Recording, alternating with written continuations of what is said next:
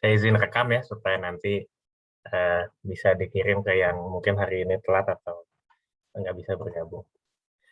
Bismillahirrahmanirrahim. Alhamdulillah wassalatu wassalamu ala Rasulillah Sayyidina wa Maulana Muhammadin Abdillah wa ala alihi wa ashabihi wa man walah wala haula wala quwata illa billah.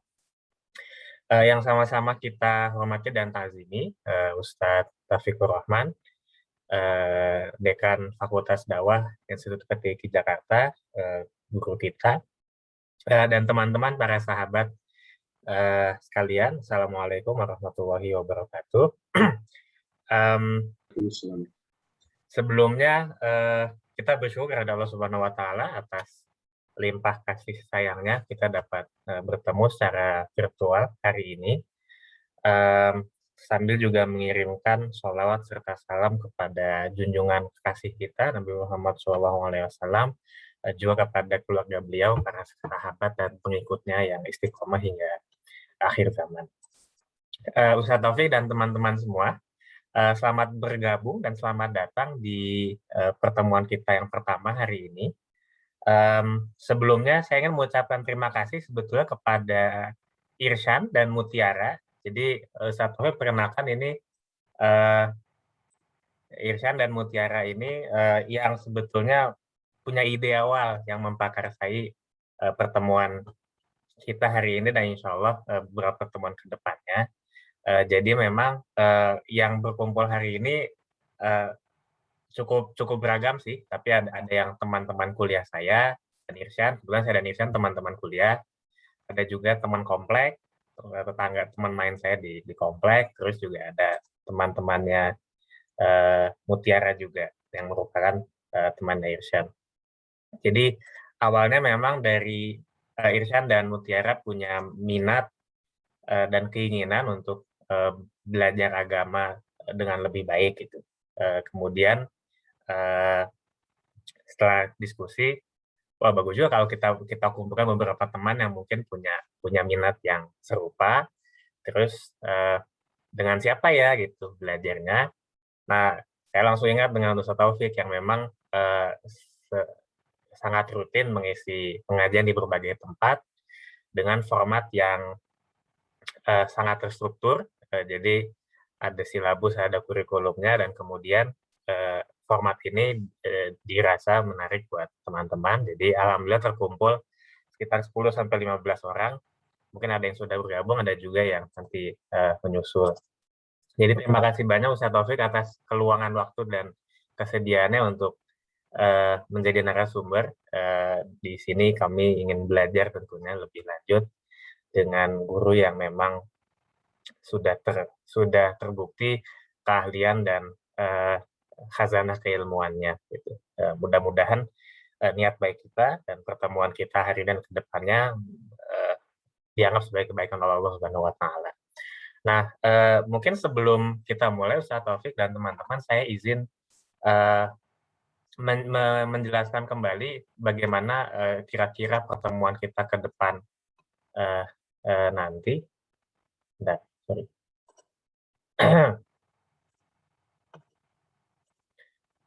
Jadi kita tajuknya kira-kira kajian akhir pekan gitu ya. Memang sengaja setiap Ahad pada setiap pukul 10 sampai menjelang zuhur, kurang lebih ini yang silabus yang Ustadz Taufik susun dan miliki. Tentu nanti dalam perjalanannya teman-teman bisa bertanya apa saja jika punya usul atau ide yang mungkin dirasa saya ingin tanya soal ini itu, insya Allah sangat fleksibel ya Ustadz Taufik. Di sini kita belajar bersama, sama-sama ingin menguatkan kembali dasar-dasar keagamaan kita, karena saya yakin teman-teman kan sudah punya pengalaman sebetulnya menjadi seorang muslim dan muslimah gitu ya, tapi kemudian pasti dalam perjalanannya ada pengalaman masing-masing yang unik gitu, dan itu bisa memperkaya diskusi dan pemahaman kita. Jadi insya Allah akan ada 12 pertemuan. Jika bisa ikut semua akan sangat baik, namun senyamannya aja di sini karena sama-sama belajar, jadi santai aja. Kurang lebih begitu untuk acaranya dalam 12 pertemuan ke depan gitu. Nah, sebelum kita belajar bersama, saya ingin perkenalkan dulu siapa sih Ustadz Taufik yang menjadi narasumber kita dan guru kita dalam pertemuan-pertemuan hari ini dan yang akan datang.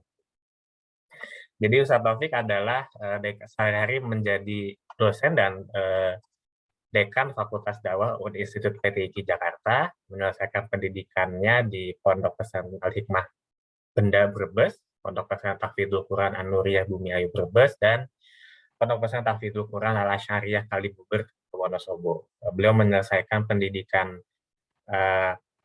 tingginya di Universitas Al-Azhar Kairo, menerima gelar MA pada Fakultas Usuluddin, Program Studi Dakwah dan Kebudayaan Islam, dan menyelesaikan sarjananya di Institut PTIQ Jakarta dan IIQ Wonosobo, Jawa Tengah.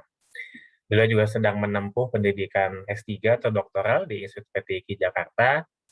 Selain menjadi dosen dan dekan, beliau juga rutin mengisi sebagai narasumber di berbagai pengajian, khususnya di sekitar Jabodetabek dan juga berbagai lembaga. Beliau juga aktif sebagai pelatih tahfidz dan fahmil Quran.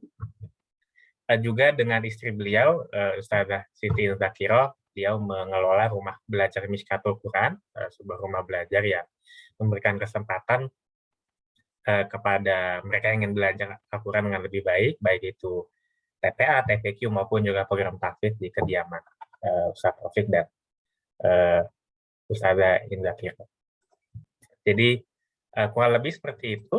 Nanti jika teman-teman ingin bertanya, bisa langsung unmute aja kalau ingin bertanya secara lisan, atau kalau ingin secara tertulis secara chat juga silakan. Barangkali itu pengantar dari saya. Mari kita belajar bersama dengan Ustadz Haji Taufik Rahman ya Pak. Ustadz Taufik silakan. Baik, Assalamualaikum warahmatullahi wabarakatuh. Waalaikumsalam warahmatullahi wabarakatuh. Innalhamdulillah, wa nusalli wa nusallimu ala man la nabiyya ba'dah, wa ala alihi wa ashabihi wa azwajihi wa dhurriyyatihi wa man sara ala nahjihi ila qiyam as-sa'ah. Rabbi shrah li sadri wa yassir li amri wa hlul 'uqdatam min lisani yafqahu qawli, amma ba'du.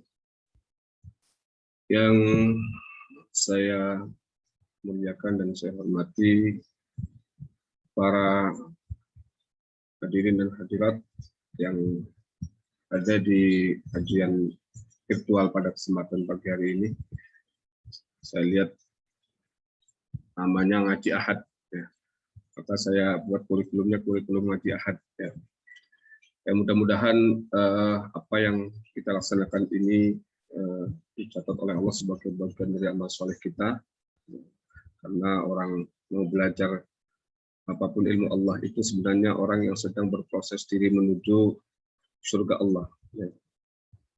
Man salaka tariqan yaltamisu fihi ilman sahhalallahu lahu tariqan ilal jannah. Siapa yang merintis jalan untuk berkomitmen terhadap ilmu, maka dia sejatinya sedang merintis jalan menuju surga Allah. Kalau saya memaknai surga itu bukan hanya di akhirat, tapi juga di dunia. Karena apalah artinya orang mendapatkan surga di akhirat ketika di dunianya menderita habis-habisan. Maka konsep hasanah fid dunya dan hasanah fil akhirah itu harus senantiasa kita pegang, dan ini bagian dari proses menuju itu, upaya kita menuju itu. Ya. Mudah-mudahan atas izin Allah dan juga karunia-Nya kita bisa bersama-sama nanti, ya, sekalipun tidak lagi kajian Ahad ya, ataupun ngaji Ahad di surga, ya, tapi kita bisa bercengkrama di hari Ahad, ya, yang ada di surga. Hari Ahadnya seperti apa itu kita tidak tahu.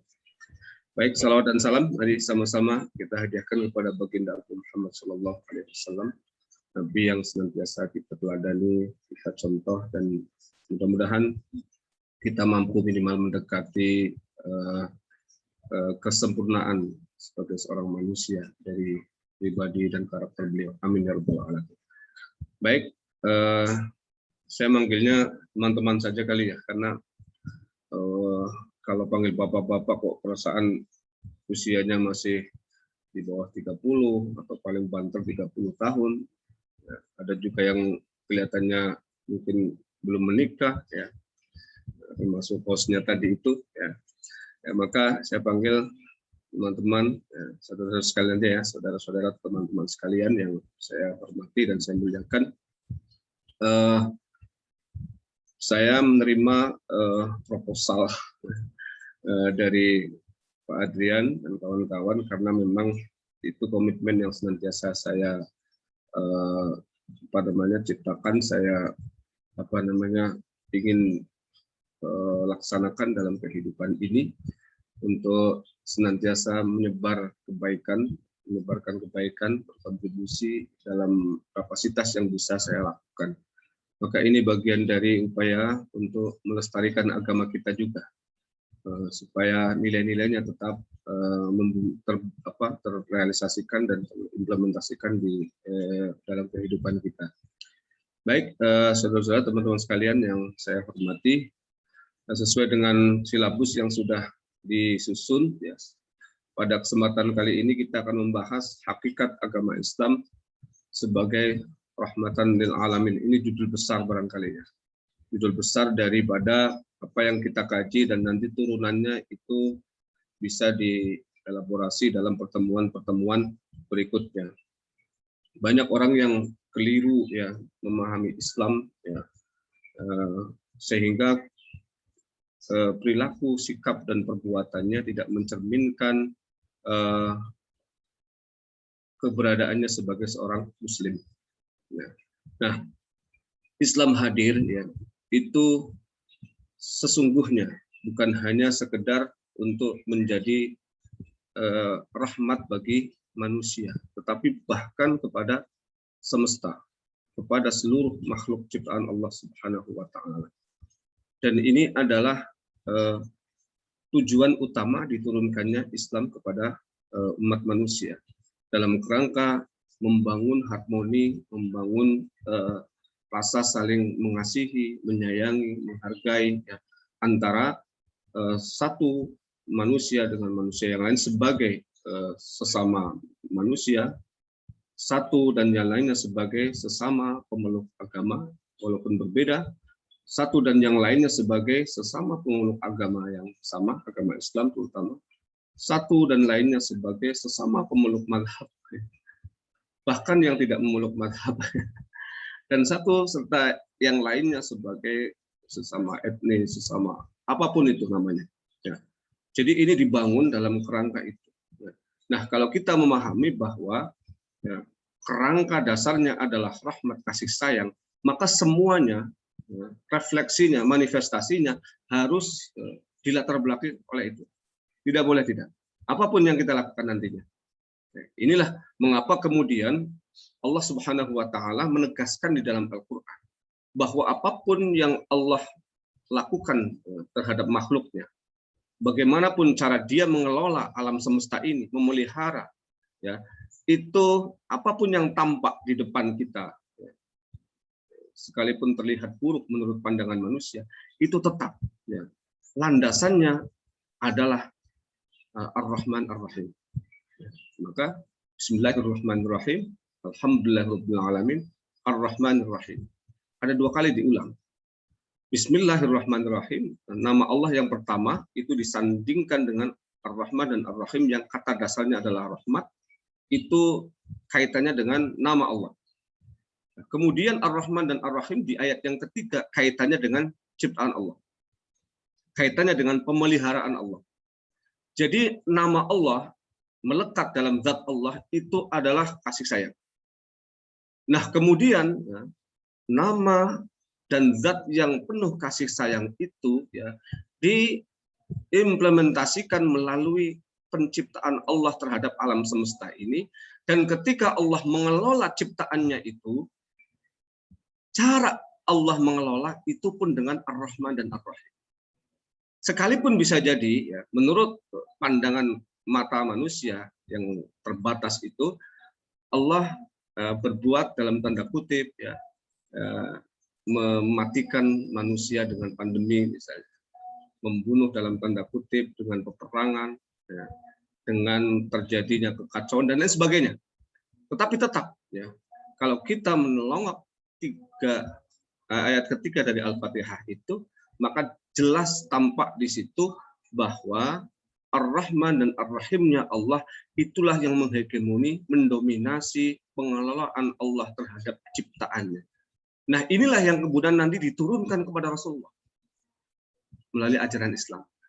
Mungkin ini ya prolognya ya, supaya runtutannya kita tahu. Baik, kita langsung masuk ke slide berikutnya. Nah, setelah tadi saya sampaikan prolog berkaitan dengan misi besar Islam ya, untuk mengimplementasikan nilai-nilai kasih sayang di dalam kehidupan.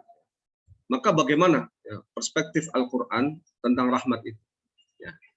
Kalau kita lihat ya, makna yang mendasar dari rahmat itu, ya, itu adalah makna yang pertama. Rahmat itu bisa berarti kelembutan atau rifqah, bisa juga berarti empati, ta'atuf, bisa juga berarti memberikan maaf atau maghfirah, dan juga penyayang atau hanan. Jadi rahmat dalam konteks bahasa Arab itu menghimpun dan merangkum 4 makna ini. Ya. Ya, yang disebut rahmat adalah lemah lembut. Yang disebut rahmat adalah siapapun yang berempati kepada pihak yang lain. Yang disebut orang yang memiliki sifat rahim atau memiliki sifat rahmat itu adalah orang yang mudah memberi maaf. Ya. Dan orang yang memiliki sifat rahim atau memiliki sifat rahmat itu adalah orang yang senantiasa menyayangi baik itu dirinya maupun pihak yang lain. Jadi gabungan dari 4 makna itu dalam Al-Quran itulah yang disebut sebagai rahmat.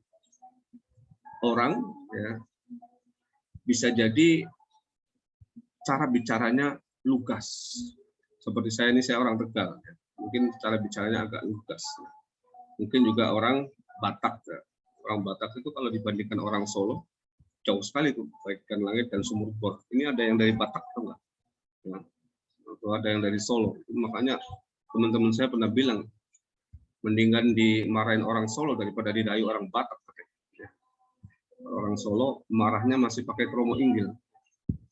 Ampun ngoten toh Mas, sakit ya, halus banget.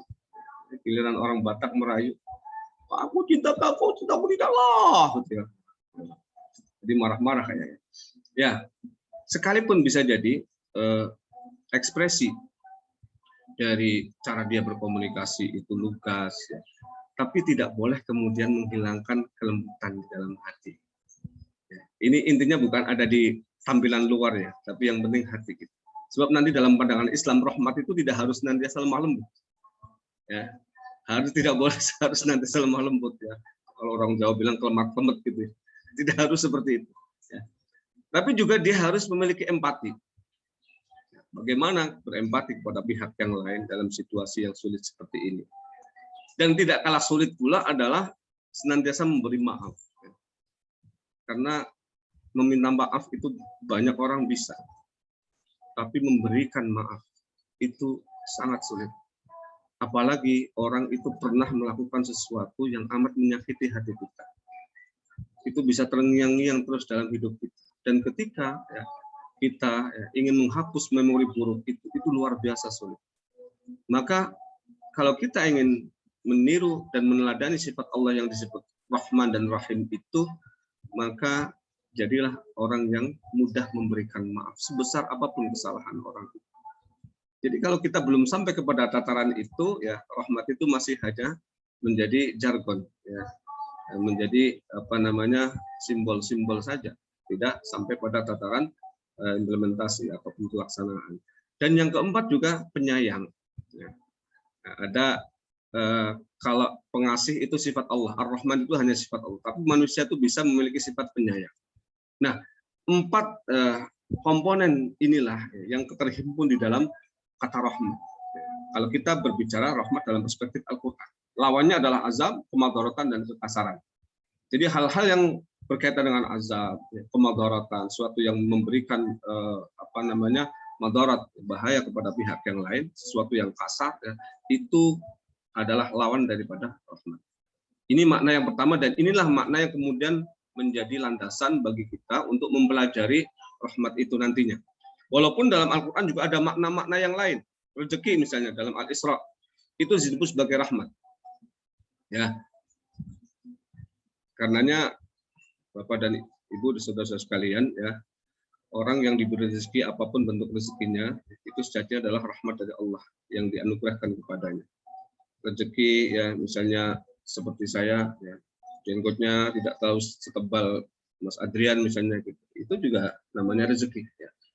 Atau bisa jadi tampang saya tidak secantik atau seganteng misalnya bintang film siapa, ya, itu ya rezeki tetap. Ya.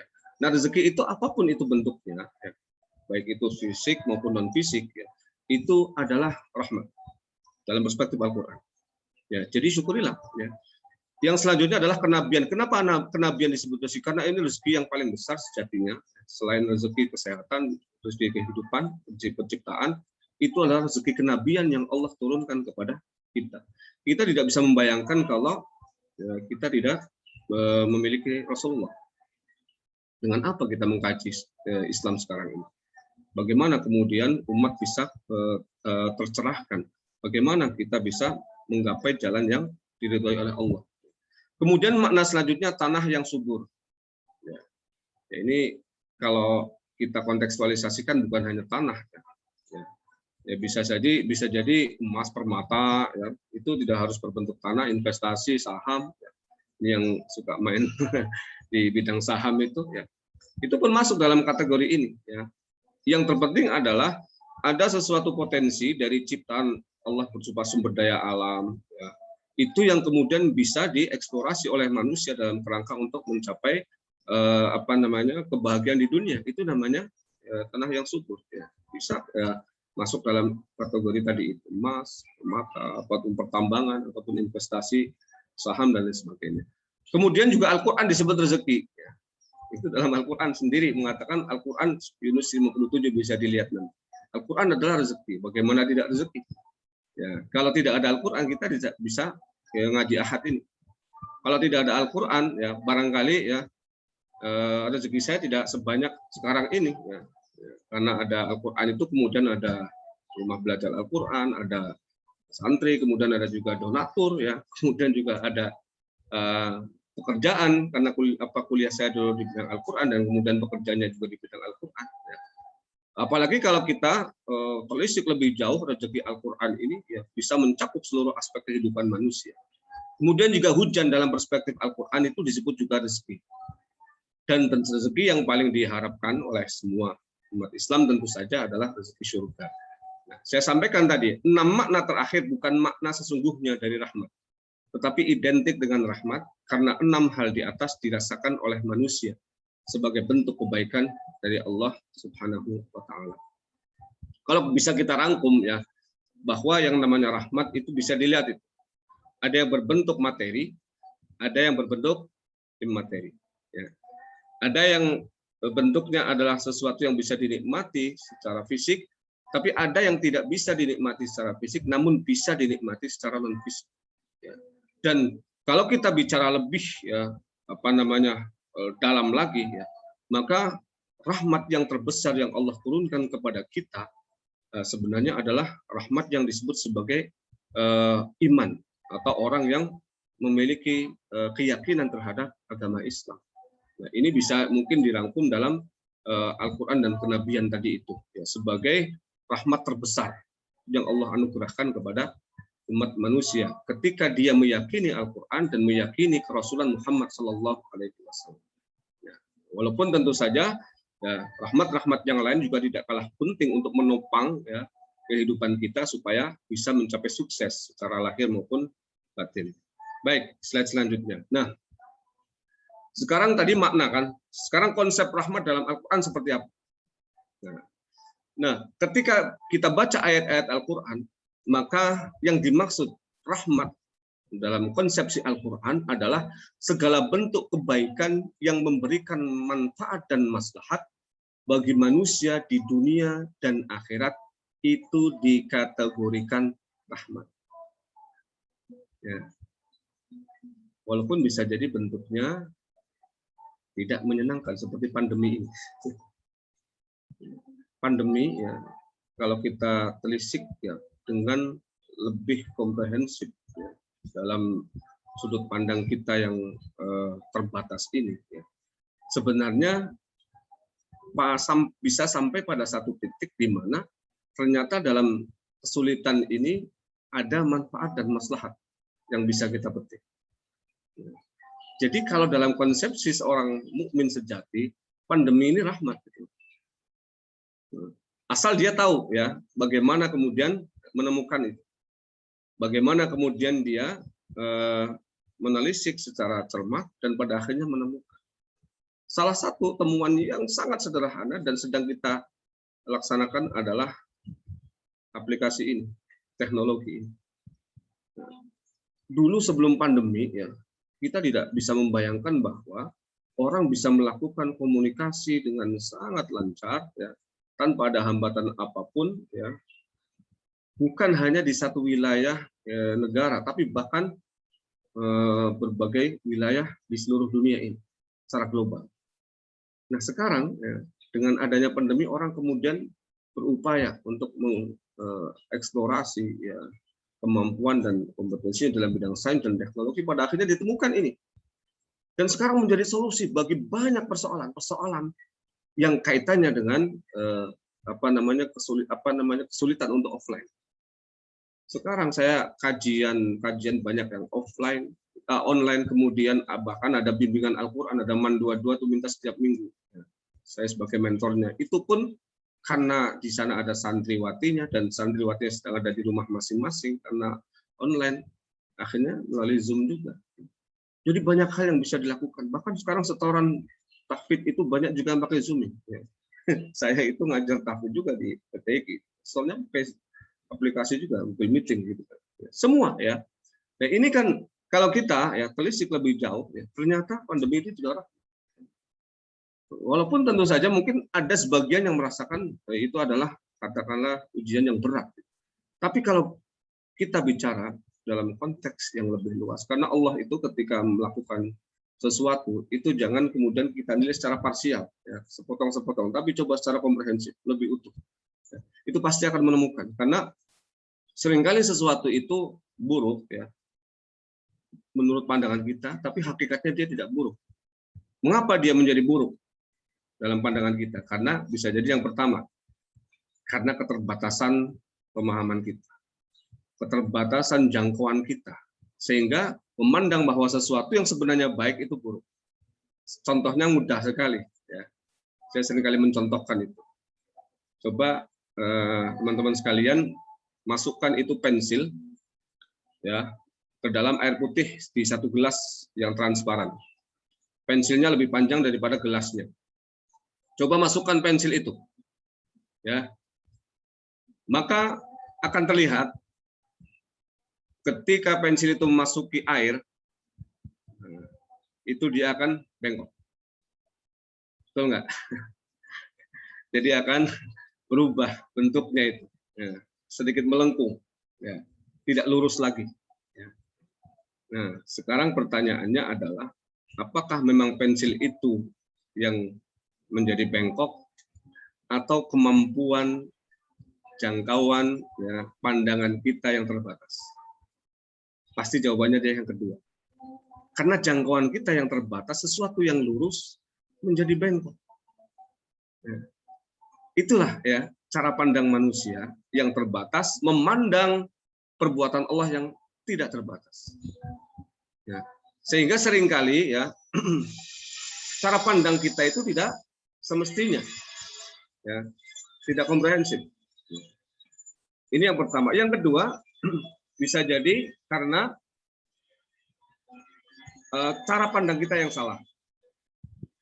Kalau tadi itu keterbatasan, ya, jangkauan kita. Yang kedua, cara pandang kita yang salah. Maaf, ada ini saya tutup dulu. Ada suara ini.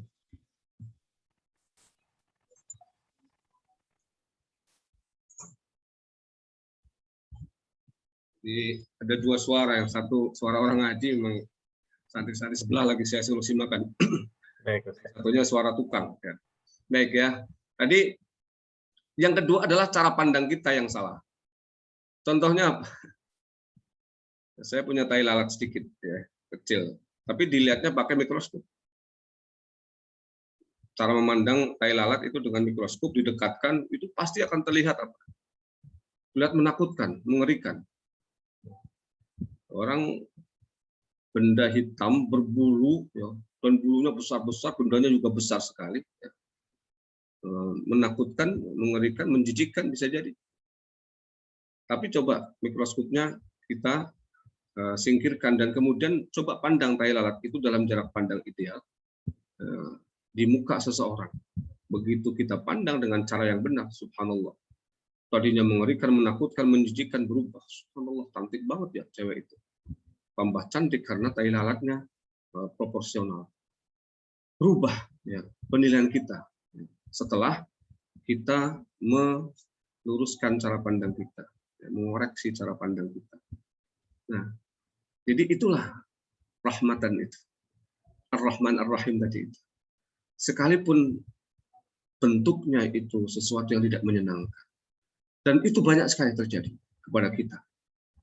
Banyak orang yang berhasil kemudian menemukan esensi daripada rahmat itu dalam peristiwa-peristiwa yang dialami, termasuk peristiwa yang terburuk sekalipun. Tapi lebih banyak yang gagal.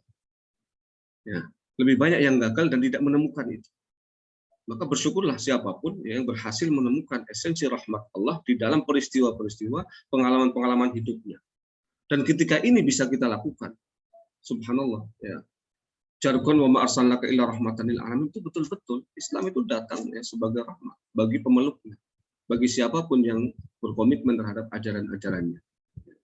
Kemudian yang kedua, rahmat adalah sifat Allah yang paling utama. Tadi sudah saya jelaskan. Ini adalah sifat yang paling banyak dicantumkan di dalam Al-Quran dan bahkan menjadi brand atau merek Allah Subhanahu wa Ta'ala.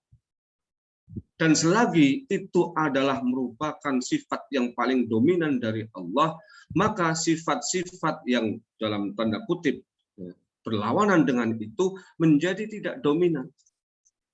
Dan kalau kita yakini itu, ya, maka di samping kita kemudian berupaya meneladani sifat-sifat itu, yang kedua, ya, ketika apa yang terjadi kepada kita, ya, kembali kepada yang awal tadi, ya, apapun itu bentuknya, ya, pasti dalam konteks Ar-Rahman dan Ar-Rahimnya Allah. Tidak mungkin keluar dari itu.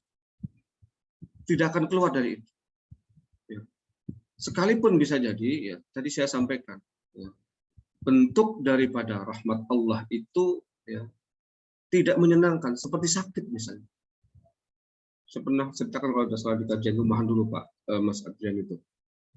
Bagaimana seorang sahabat yang namanya Ammar bin Husain radhiyallahu anhu itu diuji oleh Allah sakit basir stadium paling tinggi, stadium 4 sudah, wah subhanallah, sakitnya luar biasa dan tidak bisa tidur setiap malam. Ya, badannya kurus kering. Tapi apa? Sahabat ini kalau sholat jamaah paling depan, walaupun sambil meringis-meringis kalau duduk. Kalau ada majelis Rasulullah, dia pun paling awal datang. Sekalipun di tengah-tengah itu dia seringkali berkeringat dingin karena rasa sakit yang luar biasa yang beliau alami. Sampai kemudian sahabat-sahabat yang lain kasihan, Ammar, kamu itu nggak usah memaksakan diri. Sudah di rumah saja istirahat, atau kamu sakit seperti itu. Kenapa kamu memaksakan diri? Sahabat Ammar kemudian menjawab, wahai sahabat-sahabat, bukan apa-apa. Saya ini memang sakit luar biasa kalau pas lagi umat ini. Tapi di balik sakit yang luar biasa ini, ya, Allah memberikan sesuatu, hadiah yang tidak diberikan bahkan kepada sahabat-sahabat besar sekalipun. Ya. Apa hadiah Allah? Jadi saya itu seharian kadang sakit, kadang malam nggak bisa tidur. Tapi begitu setelah sholat subuh, saya pulang ke rumah, itu saya kedatangan tamu yang bukan dari kalangan manusia, tamu yang luar biasa, tamu dari langit. Malaikat Jibril berkenan datang ke rumahku dan setiap pagi itu menyampaikan salam dari Allah. Langsung seketika itu sakitku hilang. Rasanya hilang sama sekali, tidak ada rasa sama sekali. Semangat luar biasa muncul. Dan itu terus terjadi. Setiap kali aku menderita, di pagi hari itu Allah hibur dengan kedatangan putusannya, dan saat itulah kemudian rasa sakit itu hilang. Oh begitu, makanya kamu kuat sekali. Nah, sampai kemudian suatu waktu, ini keluarganya yang sudah nggak tahan. Amarnya masih kuat, tapi kan keluarganya melihat ini semakin kurus, makannya juga semakin sulit. Sehingga pada akhirnya kemudian diajak kepada Rasulullah dan kemudian dimohonkan agar Rasulullah mendoakan kesehatan sahabat. Rasulullah sempat bertanya, tidak menyesal. Sebenarnya Ammarnya mau jawab nggak menyesal, tapi keluarganya yang melihat. Istrinya mengatakan, ya Rasulullah, saya yang ngelatih ini sama dia nggak kuat kalau terus begini. Ya sudah, saya doakan mudah-mudahan Ammar sembuh. Karena doa Rasulullah dikabulkan. Ammar beberapa waktu kemudian secara perlahan-lahan sembuh sampai sembuh total. Nah, setelah sembuh total itu kemudian ibadahnya subhanallah jadi lebih keras lagi. Kalau di majelis Rasulullah lebih awal lagi beliau datang. Cuman ada yang kurang. Apa yang kurang? Tamu yang setelah sholat subuh biasanya datang, hari itu tidak datang setelah sembuh itu. Beliau tunggu terus. Malaikat Jibril macet kali ya. Memang malaikat ada macetnya kali. Jakarta PPKM juga masih macet. Apalagi malam minggu, saya kemarin malam keluar subhanallah. Macetnya. Hari itu tidak datang. Sampai kemudian setelah beberapa hari nggak datang, sahabat ini gelisah. Datang kepada Rasulullah. Ya Rasulullah, kenapa? Malaikat Jibril nggak datang lagi menemuiku dan menyampaikan salam Allah. Salam dari Allah. Jawab oleh Rasulullah, dijawab, wahai sahabatku Ammar, salam Allah yang disampaikan kepadamu itu karena kesabaranmu. Karena kesabaranmu menghadapi penyakit itulah Allah begitu sayang kepadamu. Sehingga langsung mengirim utusannya. Sekarang, faktor yang menyebabkan Jibril itu datang sudah nggak ada lagi. Penyebabnya sudah nggak ada lagi. Ngapain? Malaikat Jibril turun. Nggak ada alasan. Akhirnya kemudian sahabat ini ngeles gitu ya, Rasulullah kalau gitu doakan saya sakit lagi. Rasulullah tersenyum gitu, nggak mengabulkan, gimana sih? Minta diberi penyakit lagi gitu. Makanya ini sekalipun jomblo kalau Allah sayang mendingan daripada disayang istri tapi nggak disayang Allah. Itu ngeles banget ya Pak Adrian ya. Ya nggak apa-apa ya bagi yang belum beruntung misalnya apapun itu ya. Dan cara Allah menyayangi itu. Ya kalau kita menganggap bahwa pandemi ini adalah siksa dari Allah, ya. Dulu yang lebih parah daripada ini sudah pernah terjadi pandemi-pandemi sebelumnya. Apa memang begitu Allah tidak menyayangi kita? Apa memang Allah tidak menyayangi Nabi Ayub?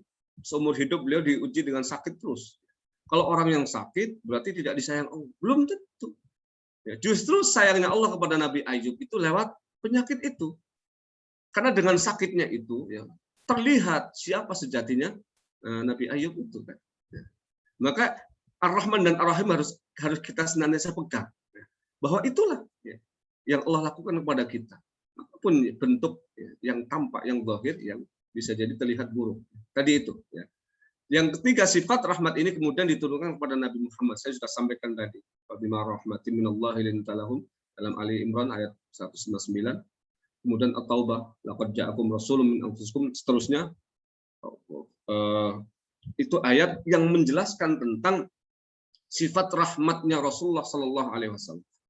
Jadi, saudara sekalian, ya, Allah itu punya sifat Ar-Rahman dan ini khusus untuk Allah. Tapi sifat Ar-Rahimnya itu bisa diteladani oleh manusia. Walaupun tentu saja sesuai dengan kapasitas manusia.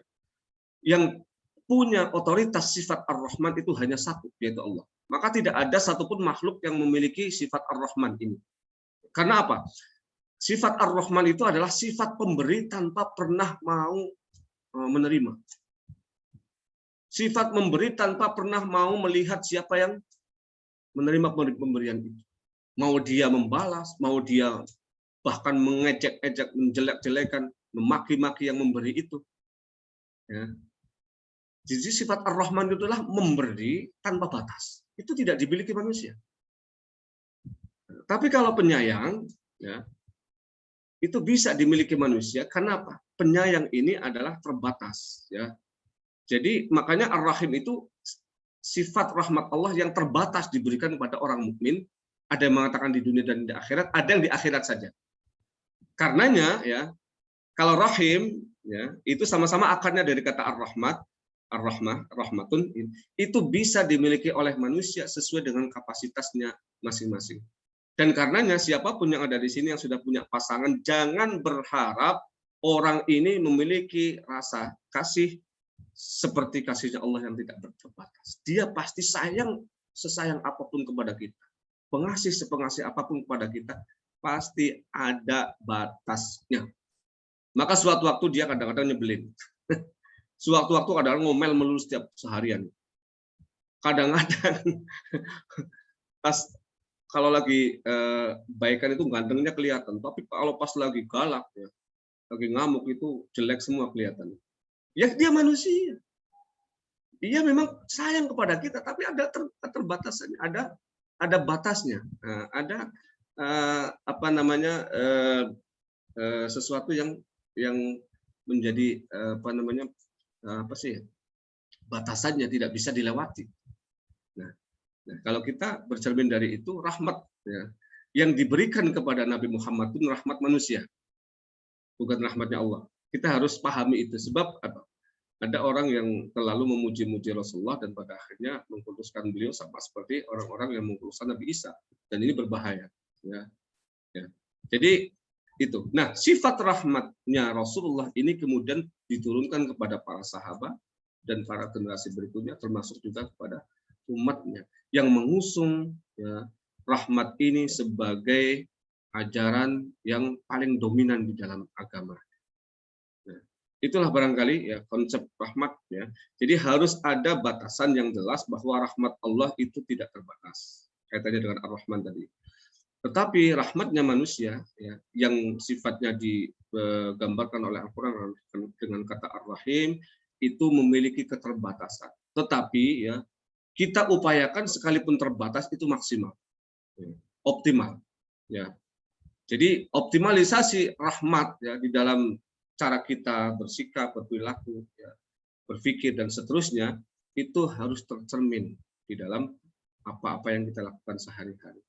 Nah, inilah barangkali konsepnya. Mungkin yang selanjutnya masih ada beberapa slide, ya. Kita sampai jam berapa nih Pak Adrian? Kalau maksimal sih, kalau jadwal kita sampai 11.30 dengan tanya jawab, Ustaz. Baik, ya, mungkin nanti ini extend 10 menit kalau masih ada pertanyaan. Ya. Baik, ya. Kemudian tadi sudah, ya, ada konsep rahmat dalam Al-Quran. Nah, sekarang Islam sebagai rahmatan lil alamin itu seperti apa? Nah, tadi sudah saya sampaikan bahwa dalilnya jelas dalam Al-Anbiya 107. Wabillahi minasyaitonir rajim wa ma arsalnaka illa rahmatan lil alamin. Dan kami tidak mengutus engkau Muhammad melainkan untuk menjadi rahmat bagi seluruh alam. Rahmat bagi manusia seluruhnya dengan mengangkat harkat dan martabat manusia setinggi-tingginya. Ini kalau kita kembali setback kepada masa jahiliyah.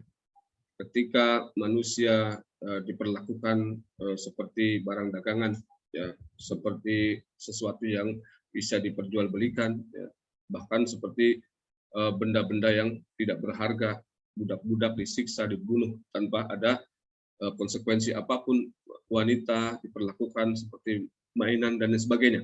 Kemudian Islam datang mengangkat harkat manusia setinggi-tingginya. Dan karenanya nanti di dalam kajian dengan maqasidus syariah atau tujuan syariah, ya, nyawa manusia itu begitu dihargai di dalam Islam melebihi apapun.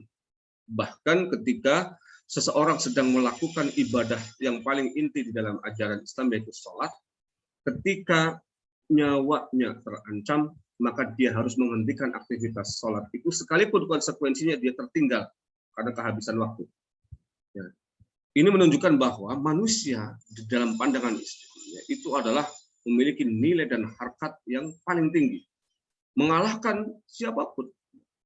Kalau dari perspektif individunya memang bisa jadi ada yang mengalahkan manusia seperti malaikat Jibril misalnya. Tapi dari sisi jenisnya, jenis al-insan, jenis manusia itu adalah jenis ciptaan Allah yang paling tinggi nilainya.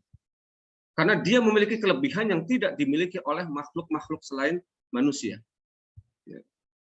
Apa kelebihannya? Kita punya akal yang disebut sebagai akal aktif. Malaikat akalnya akal pasif. Ya. Saya sering pernah menjelaskan dulu di kajian rumahan, apa perbedaan akal aktif dan akal pasif. Akal aktif itu akal yang diinspirasi, diwarnai, digerakkan oleh nafsu atau syahwat. Sehingga akal ini menjadi produktif. Akal ini kemudian menjadi dinamis. Ya. Dia punya target, punya cita-cita, punya ambisi. Ya. Sementara malaikat tidak. Akalnya pasif. Dia hanya menunggu perintah. Ya. Apa yang diperintahkan itu yang dilaksanakan. Sehingga tidak punya inisiatif. Inilah kelebihan manusia yang tidak dimiliki oleh malaikat, sehingga kemudian dia dijadikan khalifah. Ya. Sekalipun di satu sisi nafsu juga memiliki kelemahan, tapi sisi yang lain justru dengan adanya nafsu ini manusia diangkat oleh Allah. Ya, karenanya tergantung kita nanti bagaimana mensikapi nafsu tadi. Jadi ini harkat manusia. Ya. Dari sisi akal aktif, akal pasif tadi itu. Sementara makhluk-makhluk yang lain kita tahu, ya, sekalipun dia adalah jin, ya, jin ini akalnya ya, dan nafsunya itu tidak seimbang. Ya. Didominasi nafsu jauh lebih tinggi. Konon, ya, walaupun ini referensinya masih sulit ya untuk didapatkan apa benar atau tidak, karena saya pernah ketemu dengan jin dan belum pernah melakukan penelitian terhadap jin juga. Apalagi penelitian wawancara aja nggak pernah itu kan. Ya.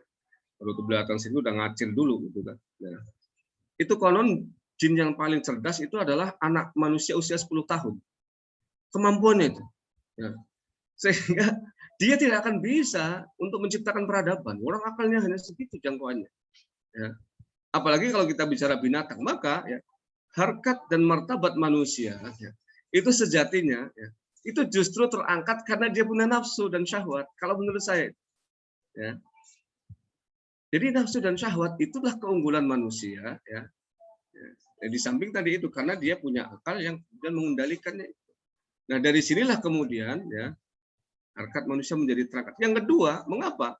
Karena dengan adanya nafsu dan syahwat itulah kemudian manusia ya punya tantangan, punya hambatan, punya rintangan. Dia harus bekerja keras untuk bisa mengendalikan, mengelola syahwat dan nafsunya itu agar mampu jinak. Ya. Dan kemudian diarahkan kepada kebaikan, kepada keridhaan Allah Subhanahu wa taala. Sementara yang lain tidak ada. Tidak ada di situ apa namanya pergumulan ya. Tidak ada di situ misalnya jihad melawan nafsu. Ya malaikat orang nggak ada nafsu. Sujud-sujud sampai hari kiamat. Ngurusin hujan terus, ngurusin orang mati terus. Coba kalau yang jadi malaikat Israel yang ada di sini, ya, yang mau mati cakep belum kawin nggak jadi, ya Allah kasihan belum kawin cakep lagi, mendingan sama saya aja nggak usah matiin. Ya urusannya karena manusia yang jadi malaikat Israel nggak jadi, tapi karena malaikat Israelnya adalah tidak punya syahwat dan nafsu, matikan saja. Nah itu kan tidak ada di situ jerih payah, tidak ada upaya-upaya keras, maka kemudian berbeda nilainya. Sehebat apapun ibadah dia. Nah, inilah harkat manusia yang diangkat oleh Allah Subhanahu wa taala ya melalui ajaran agama kita. Karenanya kemudian diciptakan tadi itu nafsu dan syahwat, kemudian supporternya adalah setan, ya, iblis, ya, genderuwo, ya, keleng-keleng wewe, ya, dan lain sebagainya, tuyul dan lain sebagainya bangsa-bangsa itu. Nah, itu bahasa-bahasa orang Jawa yang masih percaya kayak begituan ya. Jelek-jelek semua gitu. Baik. Nah, yang kedua, rahmat bagi makhluk hidup lainnya. Yang ketiga ya. Jin, binatang, tumbuh-tumbuhan tadi. Jadi rahmatan lil alamin itu ya, kalau kita maknai dengan benar itu sesungguhnya akan menciptakan ya kondisi karakter manusia itu yang peduli kepada lingkungan. Bukan hanya lingkungan manusia tapi lingkungan jin juga harus diperhatikan. Makanya Rasulullah itu dalam sebuah hadis itu ya meminta kita jangan membuang air kita di tempat-tempat tertentu seperti yang ada lubang kecil, ya, ada air yang tenang, ya, tempat-tempat yang kotor dan lain sebagainya. Karena di situ adalah tempat bersemayam para jin, makhluk jin itu. Itulah rahmatnya Islam sampai kepada jin, ya, sampai kepada makhluk lain itu Rasulullah memperhatikan, ya. Nah, kalau kita nggak memperhatikan salah kita, maka kemudian ada yang kesambet, ada yang kesurupan, itu bisa jadi karena salahnya kita juga. Tahu di situ air tenang, ya, malah dikencingin, naudzubillah, ya. Nah, anak kita juga nggak dikasih tahu, nah jangan pipis sembarangan di situ, ya, malah dikencingin di situ, benar pagi-pagi, ya, punya anaknya itu jadi bengkak besar banget gitu. Karena dipegang sama makhluk yang di situ yang diganggu sama dia. Ini ajaran Islam loh, ya. Sampai masuk kepada tataran, ya, menghargai makhluk lain yang bahkan tidak terlihat, ya. Kemudian juga binatang, Rasulullah itu meminta kita kalau menyembelih itu dengan pisau yang tajam. Ada juga hadis yang lain kalau sedang menyembelih, teman-temannya yang belum disembelih jangan didekatkan, tapi diposisikan jauh agar dia tidak melihat. Walaupun dia tidak punya akal, tapi dia punya rasa. Maka kalau yang jadi panitia korban ini tolong tempat penyembelihan dengan tempat kandang atau untuk antrian penyembelihan itu harus dipisah dan jangan sampai terlihat. Ini ajaran Islam. Sampai masuk ke sana, bahkan ada hadis Rasulullah seorang pelacur, mohon maaf ya, itu masuk surga karena memberi minum kepada seekor anjing yang sedang kehausan di padang pasir. Ya kan? Ya. Jadi dosa-dosa melacurnya diampuni karena apa? Kasih sayangnya kepada binatang. Ya. Seorang perempuan yang ahli ibadah tapi masuk neraka karena dia menyiksa kucing sampai mati. Ya. Ini, ya. Nah, kita ini kadang-kadang, ya, dengan manusia begitu menyayangi, dengan binatang, ya, padahal dia cuma lewat, kucing cuma lewat doang di tempat kita. Itu dikejar sampai dikebukin habis-habisan. Cuma lewat doang. Ya. Ada ayam ngasih oleh-oleh, ya ayam namanya. Jangan kemudian ayamnya dipanah pakai batu sampai kepalanya hancur mati. Padahal dia ngasih oleh-oleh kotoran, kan namanya ayam nggak punya akal. Ya. Kita harus sikapi secara proporsional, dia tidak punya akal. Yang ditegur itu jangan ayamnya, yang pelihara ayam itu, karena dia yang punya akal. Ini cara Islam menghormati dan menghargai binatang, itu sungguh luar biasa. Makanya dalam Islam itu ada binatang-binatang yang harus dilindungi, tapi ada juga yang boleh dimatikan karena alasan-alasan tertentu. Tidak semua binatang itu kemudian boleh untuk dibunuh. Nah, ini kan bagian daripada rahmatan lil alamin tadi itu. Apalagi kepada tumbuh-tumbuhan. Subhanallah, penghargaan Islam terhadap tumbuh-tumbuhan itu kalau kita baca dalam ayat-ayat Al-Qur'an. Jadi dakwah Islam berperspektif lingkungan. Itu penghargaan Islam terhadap lingkungan hidup itu luar biasa. Banyak sekali ayat-ayat yang menyatakan itu. Dan saya punya keyakinan kalau ada orang kayaknya kayak apa, melimpahnya seperti apa hartanya, tapi cara dia bekerja mencari penghasilan itu tidak menghormati dan tidak menghargai eksistensi daripada alam semesta termasuk lingkungan hidupnya, maka sejatinya dia bukan muslim yang baik, muslim yang hanya sekedar formalistik tapi esensinya kosong. Karena rahmatan lil alamin itunya tidak dibawa, ya.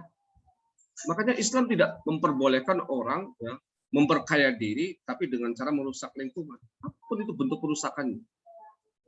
Jadi itu naudzubillah min dzalik. Orang-orang yang seperti itu nanti pertanggungjawabannya di akhirat itu luar biasa berat.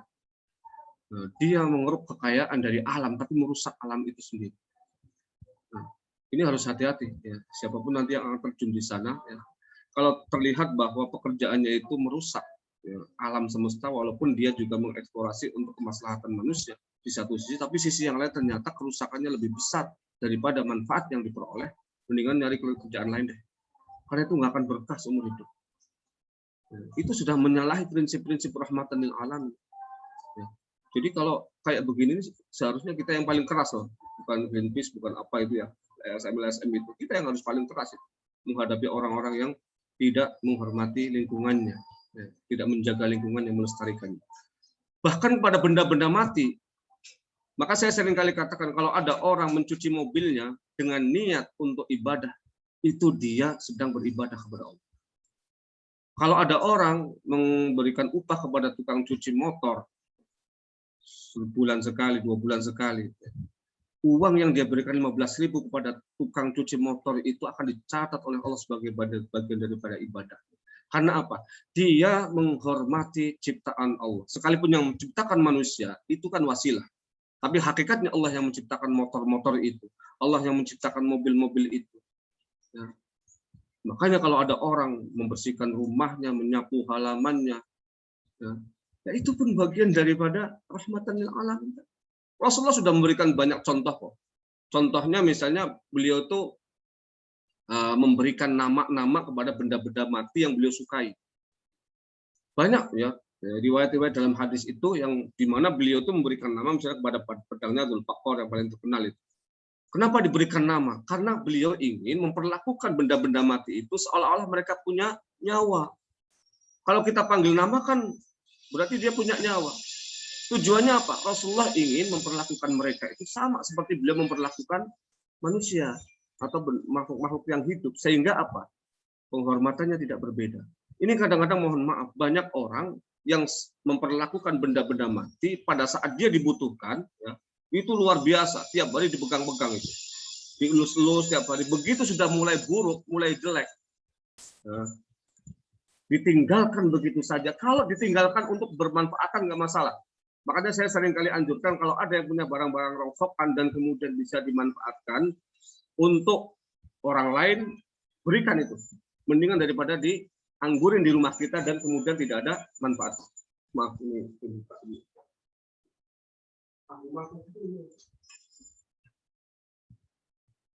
Ya, ada suara itu lagi. Ya, baik.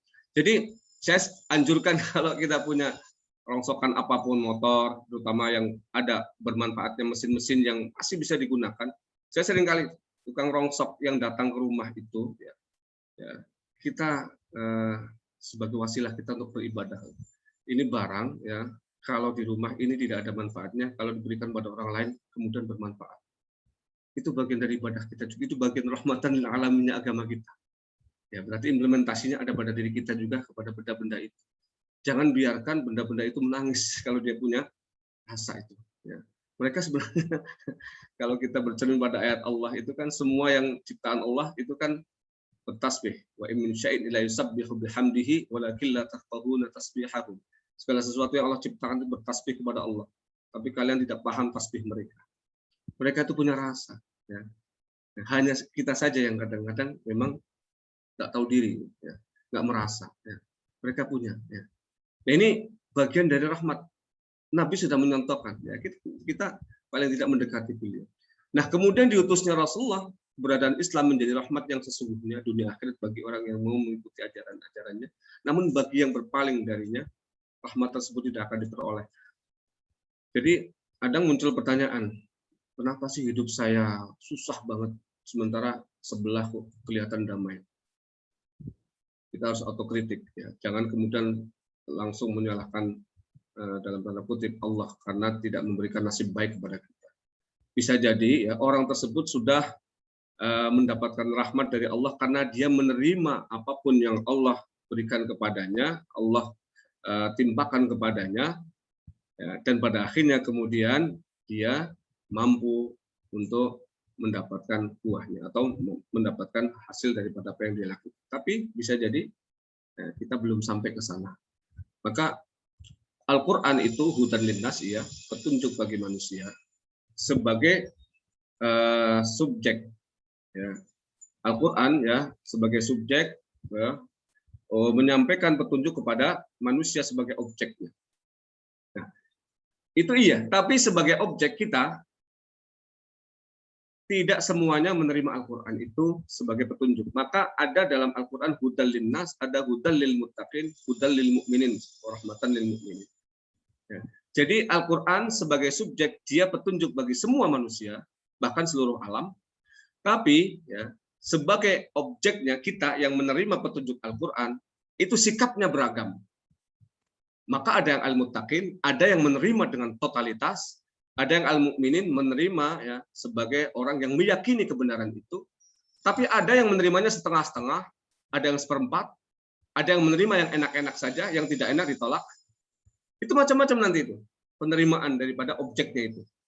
Maka tinggal itu ya. Kalau kita yakin bahwa Allah itu rahmatan lil alamin, ya, Islam itu rahmatan lil alamin, nah, datang sebagai rahmat bagi semesta alam, termasuk kepada diri kita, dan kita yakini itu, ya, dibuktikan melalui perbuatan kita, insya Allah ada hasil. Ada hasil daripada apa yang kita lakukan. Tetapi kalau tidak, ya, maka hidup kita bisa jadi tetap merana, tetap susah. Ya. Ini harus otokritik ya. Memang tidak semuanya. Rahmat Allah itu memang luas sekali, melebihi luasnya segala sesuatu. Tapi keluasan rahmat Allah itu belum tentu ya diterima oleh semua orang. Bisa jadi ada yang menerimanya, bisa jadi ada yang tidak menerima, atau menerima tapi tidak utuh. Nah, ini. Baik, ini barangkali slide yang terakhir, implementasinya. Mungkin nanti sampai jam 11:04 ya, setelah itu kita tanya jawab. Baik, implementasi rahmat dalam kehidupan seperti apa? Nah, itu deh, tadi yang saya sampaikan sedikit saya singgung. Islam adalah agama rahmat yang pada dasarnya senantiasa mengusung kelembutan, empati, memberi maaf, dan kasih sayang dalam berbagai bentuk. Ini harus menjadi landasan umumnya. Ya. Jadi, landasan umumnya bahwa Islam adalah agama rahmat yang mengusung kelembutan tadi, empati, memberi maaf, dan kasih sayang dalam berbagai bentuk. Ya. Tapi ya di poin yang kedua coba, saya tadi sedikit singgung sudah. Kasih sayang tidak senantiasa identik dengan lemah lembut. Ketegasan pun apabila tujuannya kemaslahatan, maka dikategorikan kasih sayang atau rahmat. Ya. Orang tua yang tegas terhadap anaknya yang tidak mengikuti perintah-perintah agama, ya, sekalipun bisa jadi ya caranya tegas itu bermacam-macam, tapi intinya sama. Dia tegas ya dalam hal ini, sekalipun tampaknya tidak sesuai dengan prinsip tadi lemah lembut, itu pun disebut sebagai rahmat. Ya. Kalau kita bercermin dari cara Allah ya mengelola alam semesta kan sama. Ya, ada orang yang sangat disayangi oleh Allah dan ketika dia hendak menyeleweng sedikit langsung disentil habis. Akhirnya balik lagi. Ya. Ada orang yang kelihatannya disayang oleh Allah tapi sebenarnya tidak.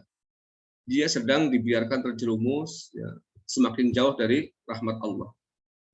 Dia melakukan keburukan-keburukan ya, dalam hidupnya. Ya, tetapi dibiarkan oleh Allah ya, sampai pada titik akhirnya kemudian dia menjadi durhaka kepada Allah dan kemudian diambil nyawanya dalam posisi itu.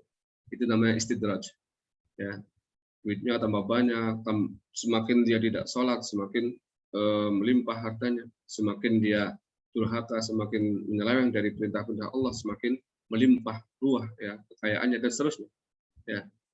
Jadi tidak harus dalam bentuk lemah lembut. Seseorang yang melakukan hal-hal ya, yang tegas di dalam kehidupannya, ya, kepada anaknya, kepada saudaranya, bahkan kepada istrinya atau kepada suaminya, ya, tapi dalam kerangka untuk kemaslahatan dari orang tersebut, itu pun disebut sebagai rahmat.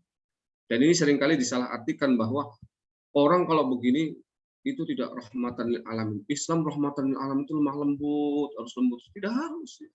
Ya kalau lembut terus ya, yang dihadapi preman kita lembut habis lah. Ya. Sesekali kalau yang dihadapi preman kita lebih preman daripada preman. Ya boleh, ya boleh. Ya kalau itu adalah dalam kerangka kebaikan. Umar kalau kita lihat itu kan Umar bin Khattab itu kan menghadapi preman-preman, beliau lebih preman daripada preman. Preman takut semua. Tapi premanisme yang Islami katakanlah bukan asal babat, asal membabi buta seperti itu. Jadi kadang-kadang memang ada manusia-manusia yang harus disikapi dengan cara seperti itu. Tapi yang penting bagaimana ya, motivasi kita itu untuk meluruskan dia, mengarahkan dia kepada kebaikan. Itu rahmat namanya. Ya. Jadi ini supaya tidak keliru ya. Berarti kalau penceramah yang terus lurus itu nggak ada nada naiknya berarti rahmat. Yang suaranya meledak-ledak itu nggak rahmat. Ini kadang-kadang ada keliru.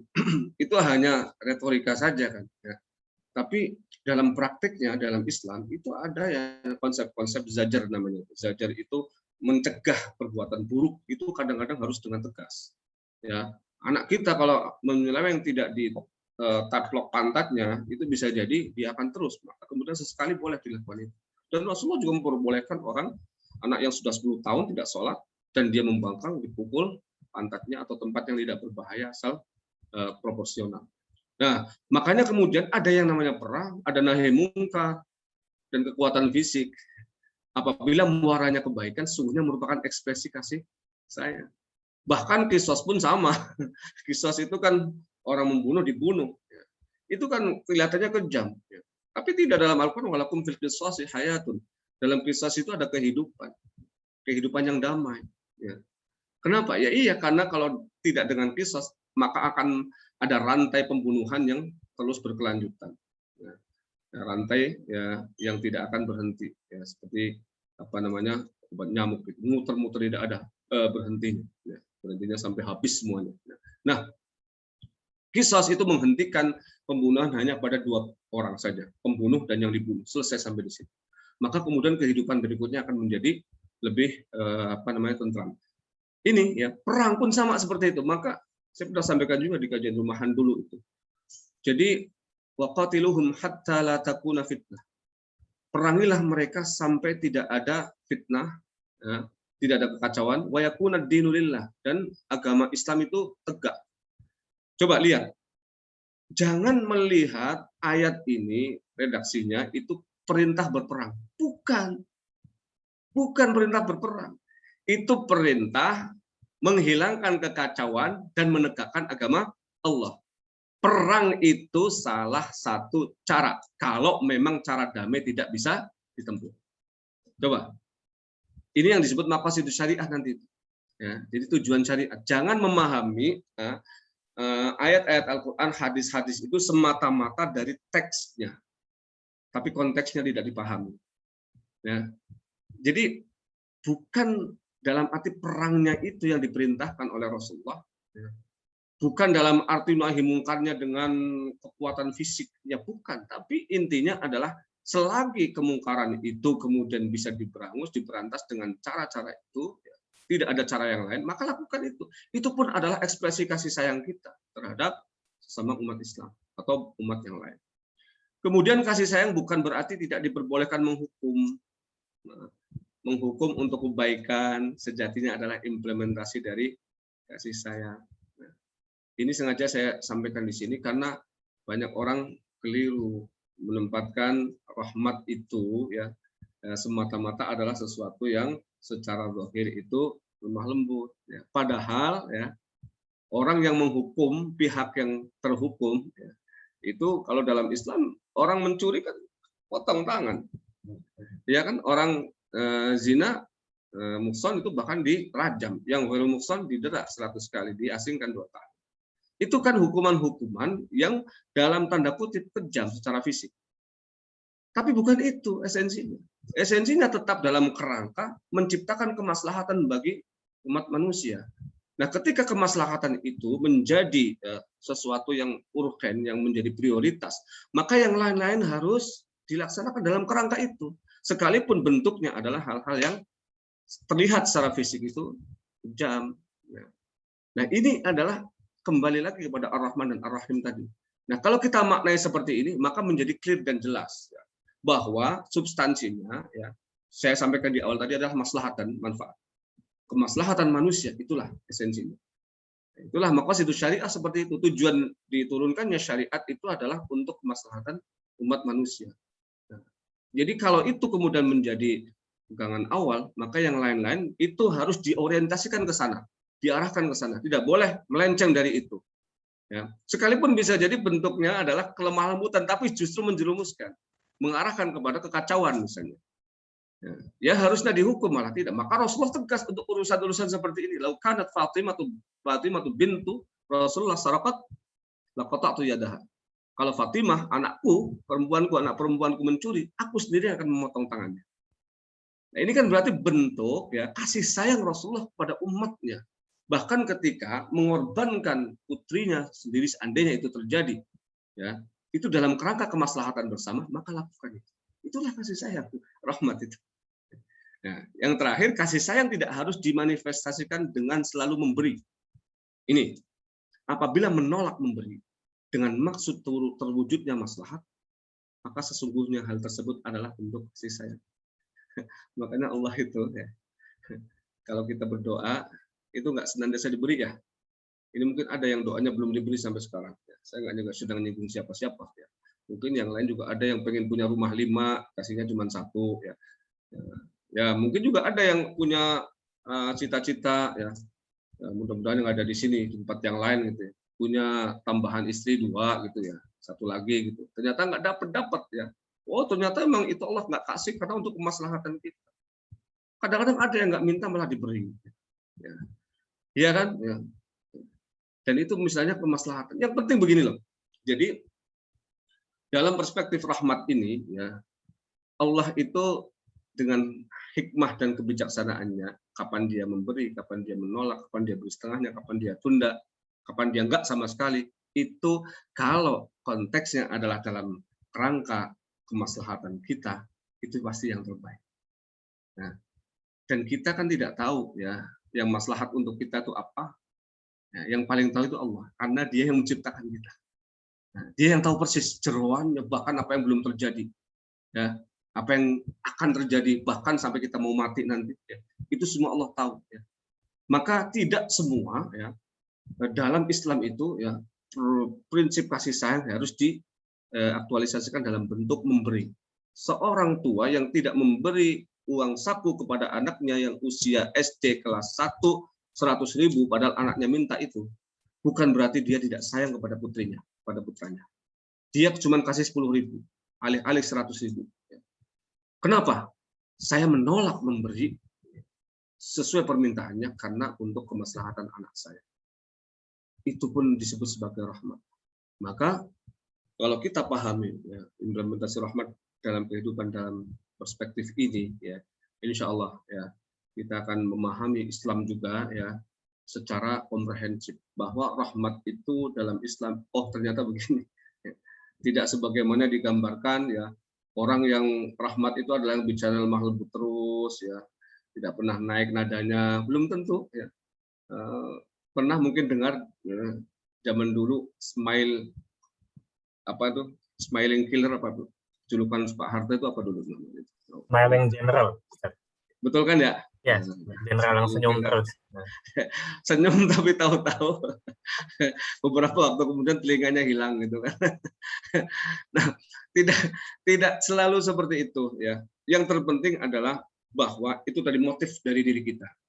Motif dari dasar hati kita, kita melakukan ini dalam rangka apa? Ya.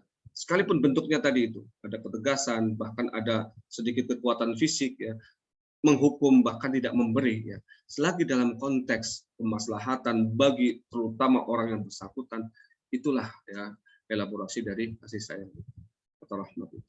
Demikian ya barangkali yang bisa kita sampaikan ya, mungkin bisa ditindaklanjuti dengan tanya jawab kalau ada yang ingin bertanya atau menyampaikan hal-hal yang berkaitan dengan tema tadi. Silakan. Baik. Terima kasih Ustadz Taufik atas paparan dan ilmunya pada hari ini.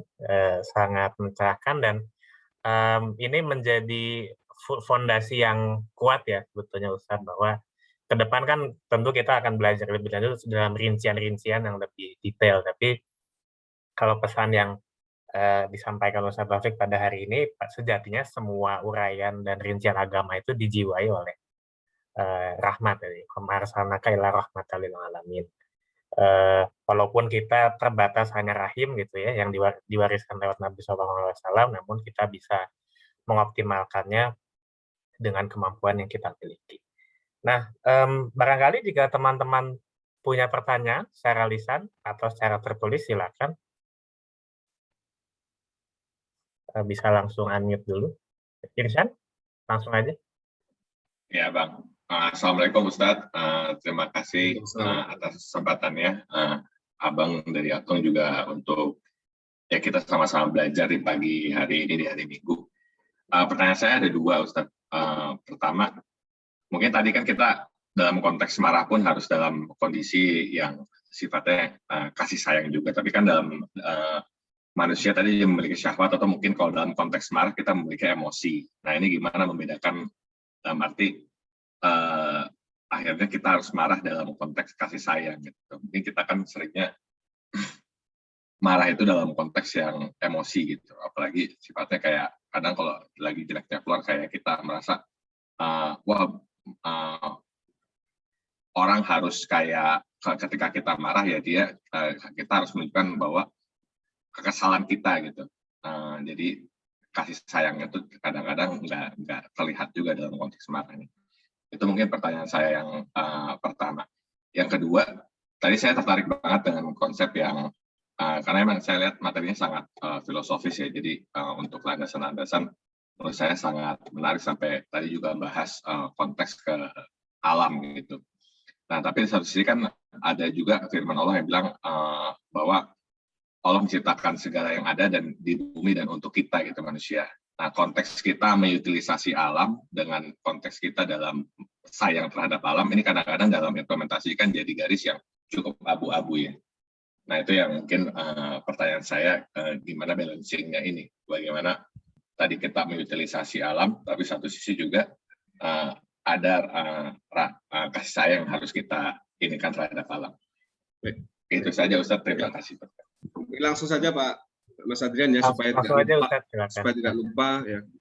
Yang pertama tadi antara marah secara emosional atau marah dalam konteks rahmat gitu ya.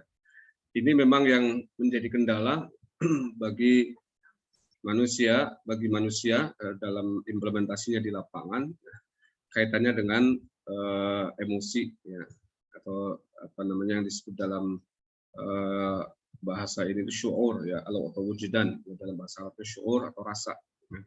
Nah ini makanya ada itu dalam surah Ali Imran, ya, mungkin ayatnya sangat terkenal.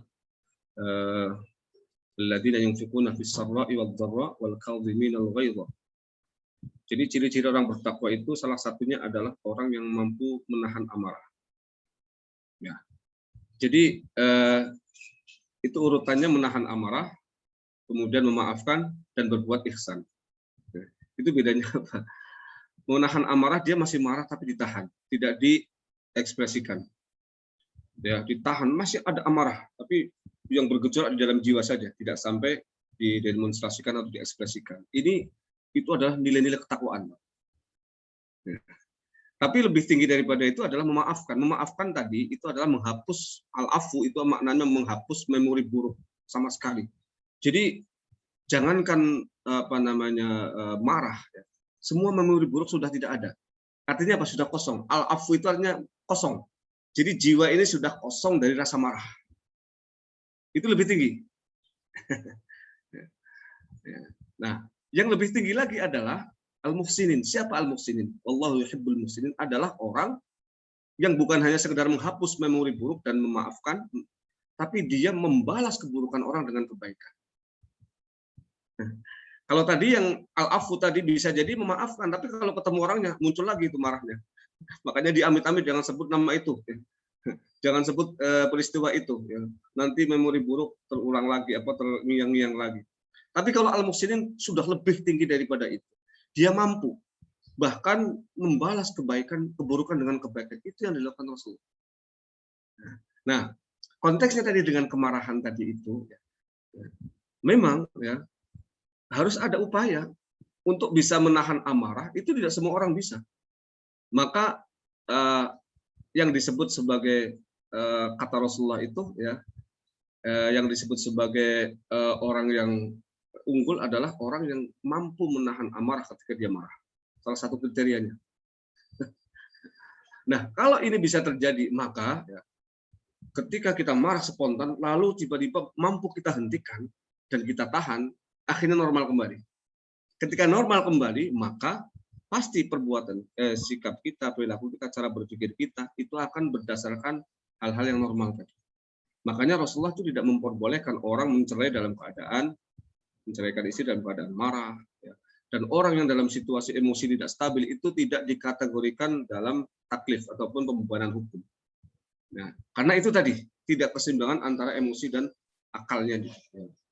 Maka dalam kerangka untuk bisa sampai ke sana ya tadi itu ya. Itu memang harus dilatih terus lah. Dilatih terus ya. Tidak bisa kemudian ujuk-ujuk kita menjadi orang yang mampu menahan amarah, karena untuk menjadi orang bertakwa itu kan susah. Maka ini menjadi salah satu indikator. Nah, kita bisa lihat ya betapa sulitnya itu terjadi, terutama kalau kita di jalan. Coba perhatikan itu. Kita kalau ada di jalan akan melihat siapa orang-orang yang masuk kriteria tadi, mampu menahan amarah dan yang tidak, itu akan terlihat jelas. Ya kan? Itu gampang sekali. Disenggol sedikit langsung nengok dan saling tatap, habis saling tatap turun dua-duanya. Ya, akhirnya muncul ya, kata-kata di Ragunan ya, binatang-binatang di Ragunan muncul semua. Akhirnya terjadilah pertengkaran, kecekcokan, bahkan bisa jadi secara fisik. Nah, karenanya itu tetap harus berproses, memang butuh waktu, butuh proses. Maka tadi Al-Quran memberikan kriteria tinggi, kriteria unggul untuk orang-orang seperti ini, karena memang berat. Ya. Tapi bukan berarti tidak bisa. Nyatanya ya Rasulullah sudah sampai pada fase al-muhsinin, dan bukan hanya Rasulullah, banyak sahabat ya, tokoh-tokoh tabiin, tabiin, dan juga masyarakat orang-orang soleh sekarang yang sudah sampai pada tataran tadi memberi tanpa pernah meminta, ya, berbuat baik bahkan pada orang yang berbuat buruk kepada kita, itu sudah ada yang mampu. Nah, kalau kemudian kita gampang tersulut amarah hanya karena persoalan-persoalan kecil apalagi, itu berarti kita masih cemen banget tingkatannya. Maka harus dilatih dulu sampai pada tataran mampu menahan amarah. Dan kalau itu bisa kita lakukan, insya Allah apapun yang kita putuskan, ya, kita lakukan itu dalam konteks yang tadi itu. Konteks tidak marah, emosi yang stabil, ya, dan pada akhirnya pasti hasilnya akan positif. Ya. Itu yang pertama. Ya, pertanyaan. Jadi saya tidak menjawab bisa nggak dalam kasus hilangkan dulu rasa marahnya. Kalau itu sudah bisa, nanti pasti bisa nggak? Pasti akan sampai kepada tataran al-muhsinin tadi. Ya kan Rasulullah kan begitu kan, melakukan apapun dengan kasih sayang. Karena apa? Beliau mampu untuk menghilangkan rasa marah itu. Mampu untuk memaafkan siapapun yang berbuat buruk kepada beliau. Maka kemudian beliau pun mampu mengimplementasikan kebaikan-kebaikan sekalipun pada orang yang berbuat paling jahat kepada beliau. Nah, ini memang tingkatan-tingkatannya itu. Nah, selanjutnya pertanyaan kedua, menarik juga tadi pertanyaan tentang implementasi pengelolaan alam ya di satu sisi untuk kemaslahatan manusia, karena memang dalam Al-Qur'an juga dikatakan waladzi khalaqalakum ma fil ardi jami'a. Untuk kalian semua yang ada dalam bumi dan di langit itu untuk kalian semua ya. Ya. Tetapi di sisi yang lain ya, itu juga Allah menegaskan zaharul fasadu fil barri wal bahri bima kasab, dan seterusnya ayat-ayat tentang bagaimana pentingnya menjaga lingkungan. Nah, karenanya memang batasan yang abu-abu tadi ya sebenarnya bisa kok, kalau ahli itu nanti akan bisa meneliti ini perusahaan ini dibangun dan tingkat kerusakan lingkungannya ya itu seberapa, itu kan sudah bisa diukur. Amdalnya Islam amdal apa itu ya bisa diukur sebenarnya. Itu para ahli saya yakin akan mampu sebenarnya mengukur. Cuman persoalannya kadang-kadang banyak yang dimanipulasi. Ini kalau objektif ya betul-betul sesuai dengan standar yang benar pasti akan ditemukan bahwa ini sudah akan berakibat merusak lingkungan. Ini sekalipun dalam jangka waktu tertentu tidak sampai, tapi setelah itu pasti akan berdampak. Nah, kalau itu kemudian ternyata bisa diukur, ya berarti kalau kita masih tetap melaksanakan itu, ya melanggar tadi. Ya. Bukan menyayangi, tapi justru menyakiti mereka atau merusak mereka. Ya, jadi kalau saya lebih cenderung begitu, karena memang ini adalah ukurannya parameternya parameter sains. Jadi sudah ada sebenarnya parameter yang diciptakan oleh manusia, dan kalau itu kemudian kita pegang teguh, insya Allah tidak akan melanggar ke sana. Nah, tetapi kalau dilanggar ya berarti memang manusia sudah melebihi batas yang seharusnya. Nah, cuman memang praktiknya di lapangan ini berat sekali. Ya. Berat sekali ya. Ini bukan hanya masalah ini, banyak masalah-masalah yang seringkali saya ditanyakan tapi dilematis saya menjawabnya. Ada sebagian kawan yang dari bank konvensional menanya, kalau saya kerja di bank konvensional, kamu dianggap sebagian ulama mengatakan itu riba, terus saya hidup dengan riba, terus bagaimana caranya? Saya punya keluarga, punya tanggungan. Saya seringkali dilematis menjawab pertanyaan ini, ya. Sehingga saya kemudian menjawabnya normatif, ya. Bertanya saja kepada hati nurani kita. Itu ada dalam istilah agama ya, istafti qalbak, itu yang Mas Adrian juga tahu itu. Istafti qalbak, mintalah fatwa kepada hati kita. Itu nanti akan sampai ke sana. Saya seringkali jawabnya normatif itu. Karena itu kalau parameter sainsnya sudah terukur dan jelas, dan ternyata itu melanggar, ya sekarang yang bisa mengambil sikap itu adalah hati kita. Mengambil sikap yang mana? Ya. Sebagian ada yang bertahan, tapi dengan prinsip darurat, karena memang sulit mencari pekerjaan di tempat yang lain, silakan, tapi tetap dalam upaya untuk mencari pekerjaan yang lain. Sebagian yang lain berani mengambil konsekuensi, ya dia yakin ya, rezeki Allah itu sangat luas dimanapun, ya, kemudian dia memutuskan untuk keluar dari situ dan mencari alternatif yang lain. Nah, sebagian seperti itu. Itu bagi saya ya secara normatif jawabannya seperti itu. Karena memang sebenarnya itu tadi ya, persoalannya sudah clear sebenarnya kalau parameternya adalah sains dan teknologi tadi. Ya. Demikian Mas Yusad ya, kasih jawabannya barangkali seperti itu. Ada lagi yang lain barangkali? Silakan kalau ada. Ada yang mau nanya Lisan atau diketik juga oke. Kalau belum, mungkin saya ada beberapa Ustadz, mohon izin. Ini kan kebanyakan dari kami kan ya sekitar 25-30 ya Ustadz. Nah itu kan baru mulai menjadi orang dewasa sepenuhnya gitu kan, selesai kuliah terus mulai kerja. Itu kan pasti biasanya banyak pergumulan dan pergolakan ya Ustadz dalam kehidupan pribadi gitu. Baik secara emosional ataupun finansial dan lain-lain. Banyak juga di antara kami yang mungkin selama pandemi ini ya kehilangan anggota keluarga, mungkin beberapa teman juga ekonominya terganggu dan lain-lain.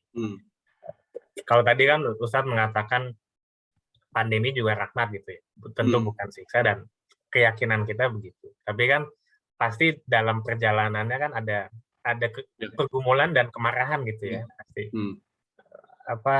Kenapa saya yang oke pandai betul kan, misal kenapa saya yang terdampak paling banyak gitu. Misal, ada teman kami yang salah satunya dalam satu hari yang sama kehilangan orang tua dua-duanya karena COVID ya. Nah itu boleh nggak sih sebenarnya kita sebagai manusia marah kepada Allah gitu? Dan biasanya apa yang harus dilakukan dalam pergumulan itu untuk bisa memahami apa esensi dari kasih sayang Allah dalam bentuk apapun. Terus yang kedua, mungkin ini pengalaman pribadi. Dulu waktu saya awal kali belajar agama itu, saya tuh jadinya punya sikap malah menjauhi orang lain yang mungkin dalam tanda petik beda deh sama saya. Nah, bagaimana sih kemudian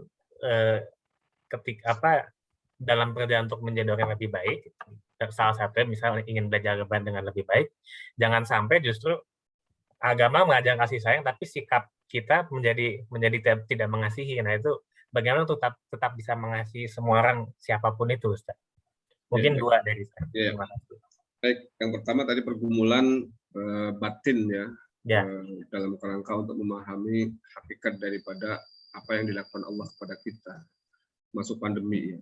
Itu memang makanya saya tadi sampaikan yu'til hikmata may yasha wa may yu'tal hikmata faqad utiya khairan katsiran dalam Al-Qur'an.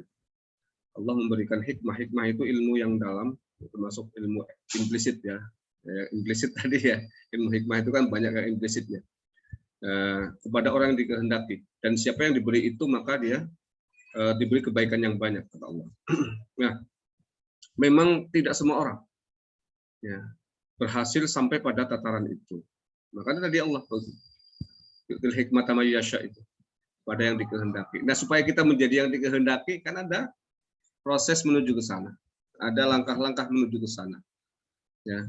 Langkah-langkah menuju ke sana yang bisa kita lakukan adalah tentu saja yang paling penting itu adalah perkokoh dan perkuat itu iman dan keyakinan. Karena dari sana intinya sebenarnya. Inti persoalannya adalah seringkali orang ya itu keyakinannya kepada Allah husnudzonnya kepada Allah ya itu abu-abu. Ya kadang-kadang dia mengaku bulat tapi sebenarnya ada celah di situ. Ada apa namanya lubang-lubang di situ yang sedikit walaupun sedikit itu bisa kemudian menggerogoti ya aspek-aspek keyakinan dan keimanannya kepada Allah. Ya. Makanya saya sering kali bicarakan ya. Saya punya kajian banyak itu, ya, saya sering kali bicarakan apapun yang mau kita bicarakan, kalau imannya itu propos, imannya tidak utuh, tidak total, itu percuma. Ya. Pasti pada akhirnya yang muncul adalah keluhan, yang muncul adalah apa namanya sakit hati, yang muncul adalah dendam, yang muncul adalah bahkan bisa jadi luapan amarah, ya banyak ya ekses-ekses negatif dari kurang totalnya iman itu kepada Allah. Maka untuk sampai kepada tataran hikmah itu harus dibenerin dulu itu. Saya sudah benar nggak sama Allah sebenarnya? Bahwa apapun yang terjadi, biyadikal khair. Karena Al-Quran mengatakan itu kan, di tanganmu kebaikan. Tidak ada yang buruk di tangan Allah. Nah, kita sudah sampai ke sana atau belum keyakinan kita? Kalau belum, jangan harap ya kita akan bisa masuk kepada turunannya yang lain. Ya. Maka perbaiki dulu itu. Cara memperbaikinya memang Rasulullah itu kan menggembleng sahabat 13 tahun di Mekah itu untuk menggembleng iman itu yang paling banyak itu dengan apa? Dengan peristiwa nyata, pengalaman hidup. Nah, ini mungkin saya pikir itu adalah proses Mas Adrian. Ketika kedua orang tuanya meninggal, awalnya bisa jadi pasti manusiawi itu dia akan shock, kaget, itu manusiawi. Tapi nanti kalau dia mau dan mampu dan berproses, saya yakin loh, pengalaman hidup itu akan membawa kepada keyakinan dan keimanan yang semakin kuat. Contoh, orang yang pernah punya pengalaman hidup masalah ekonomi, ya, itu pasti akan membuat orang itu tahan banting, ya, gigih, ulet, tidak gampang menyerah ketika berhadapan dengan peristiwa yang sama, apalagi lebih kecil misalnya.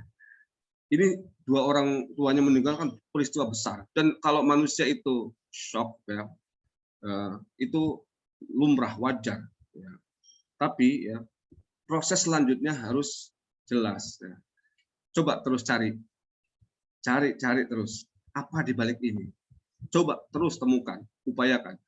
Ya, upaya yang paling keras tadi pertama perdalam iman itu dengan apa? Ya, ibadah, ibadah yang konsisten. Nggak bisa, nggak mengaitkan iman tidak dengan ibadah itu nggak bisa. Sekarang imannya mau dinaikkan, sholatnya masih kadang sholat, kadang tidak, nggak bisa juga. Mau dikatakan iman, baca Qur'annya kadang baca, kadang tidak, berat juga. Maka banyak orang yang gagal ini dalam mensikapi ini karena memang tidak runtut tadi, langkah-langkahnya tidak runtut, ya, tidak sistematis, tidak terarah, ya. Tapi kalau terarah, runtut dan sistematis, ya, itu pasti pada akhirnya menemukan. Ya. Seperti tadi saya sampaikan, saya dengan istri dulu kan bahkan sama kakak Vira yang pertama itu kan pernah tiga-tiganya. Saya di rumah sakit, istri juga parah di rumah, ya. Kakak Vira nggak pernah. Tapi itu pas waktu itu subhanallah orang masih takut-takutnya sama COVID. Dengar COVID aja seperti dengar hantu, itu semuanya menyingkir itu. Itu kan ketika kita mensikapinya dengan salah, itu kemudian kita dendam pada semua orang. Ya, orang kayak begitu semua, tadinya kelihatan baik, begitu terlihat aslinya begitu kan. Ya. Tapi ternyata di balik itu ya, saya bisa menemukan di antara sekian banyak orang yang menghindar, ternyata lebih banyak yang kemudian mendekat dan justru berkontribusi, memberikan bantuan yang luar biasa, zahir dan batin dengan doa dan sebagainya. Nah, disitulah saya kemudian di balik kalau manusia ingin mengucilkan kita, ya, bagaimanapun caranya, kalau Allah nggak ingin mengucilkan kita, nggak bakal bisa terjadi. Nah, itu hikmah yang paling kemudian saya rasakan, ya. Dan cepat itu ya proses mendapatkan hikmah itu. Ya, tapi bukan berarti saya pengen lagi, bukan. Tapi kalau toh kemudian terjadi, ya, itu kan tidak sampai mengambil nyawa katakanlah, ya. Tapi tetap penderitaan itu luar biasa, ya. Selama proses itu, setelah itu pun tidak langsung dalam jangka sekian 1 bulan itu seperti kita orang asing di dalam satu masyarakat, ya, dikucilkan habis-habisan itu. Dulu loh, kalau sekarang kemarin-kemarin kan udah banyak yang terkena sehingga orang sudah relatif lebih familiar dengan. Jadi banyaklah sebenarnya yang bisa kita lakukan ya, untuk bisa mencapai al-hikmah tadi itu. Yang tadi ingin saya sampaikan, perkokoh dan perkuat totalitas iman itu, ya kemudian juga tingkatkan itu ibadahnya. Dan wattaqullah wa yu'allimukumullah. Bertakwalah kepada Allah, maka Allah berikan ajaran itu, ilmu itu, termasuk ilmu hikmah. Ya, jadi ilmu hikmah itu akan diberikan pada orang-orang yang punya tadi itu, ya, jiwa-jiwa yang takwa itu akan gampang. Kalau belum sampai ke sana susah. Akhirnya ya hidupnya merana terus. Alih-alih dia mencari terapi, ini malah kemudian semakin terjerumus dan jauh. Yang kedua, pertanyaan kedua tadi supaya tetap bisa mengasihi ya sekali apapun perilaku orang kepada kita itu memang tingkatan paling tinggi itu tidak semua orang ya, jangankan yang tamu al-muhsinin tadi, yang wal kadhiminal ghaidh itu saja susahnya minta ampun, yang menahan amarah saja luar biasa berat, itu bisa meledak loh di dalam dada kita ini kalau kita tidak betul-betul menguasainya itu bisa kemudian dampaknya itu denyutnya di kita bisa kadang-kadang kalau nggak hati-hati bisa kelewat itu ya, malah jadi stroke gitu ya. Itu satu kriteria akhlak yang memang paling tinggi ya. Jadi karenanya memang harus berproses, tidak bisa instan ya. Tapi bisa ya, dilatih ya, bisa ya. Jadi itu ada dua konsep yang sering saya tawarkan itu. Kalau kita ingin menjadi orang yang lebih baik dari sebelumnya dan tidak terkait dengan penilaian manusia dan tidak peduli dengan apapun yang disampaikan oleh manusia, supaya kita betul-betul fokus kepada Allah, itu yang disebut sebagai amal yang ikhlas. Itu kan al-muhsinin, orang yang berbuat baik itu kan karena dia ikhlas, ya kan? Karena hatinya sudah bersih, ya kan? Ya. Hatinya bersih dari dendam, bersih dari rasa sakit, bersih dari kemarahan, maka dia akan bisa berbuat ihsan. Nggak mungkin orang bisa berbuat ihsan kalau hatinya masih kotor. Maka untuk bisa sampai pada tataran hati yang bersih itu, ya, itu ada dua cara. Ya. Yang pertama itu sembunyikan kebaikan itu dari siapapun, secara ekstrim, kecuali Allah dan kita yang tahu. Sebesar apapun itu amal kebaikan, sembunyikan serapat-rapatnya.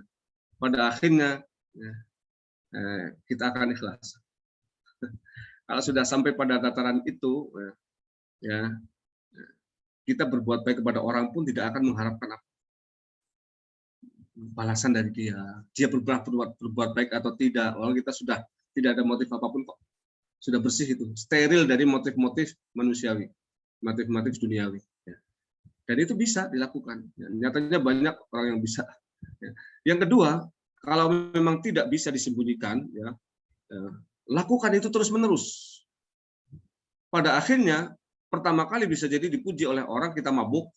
Yang kedua, mabuknya berkurang. Yang ketiga, cuma nyengir. Yang terakhir, sudah tidak ada reaksi apapun.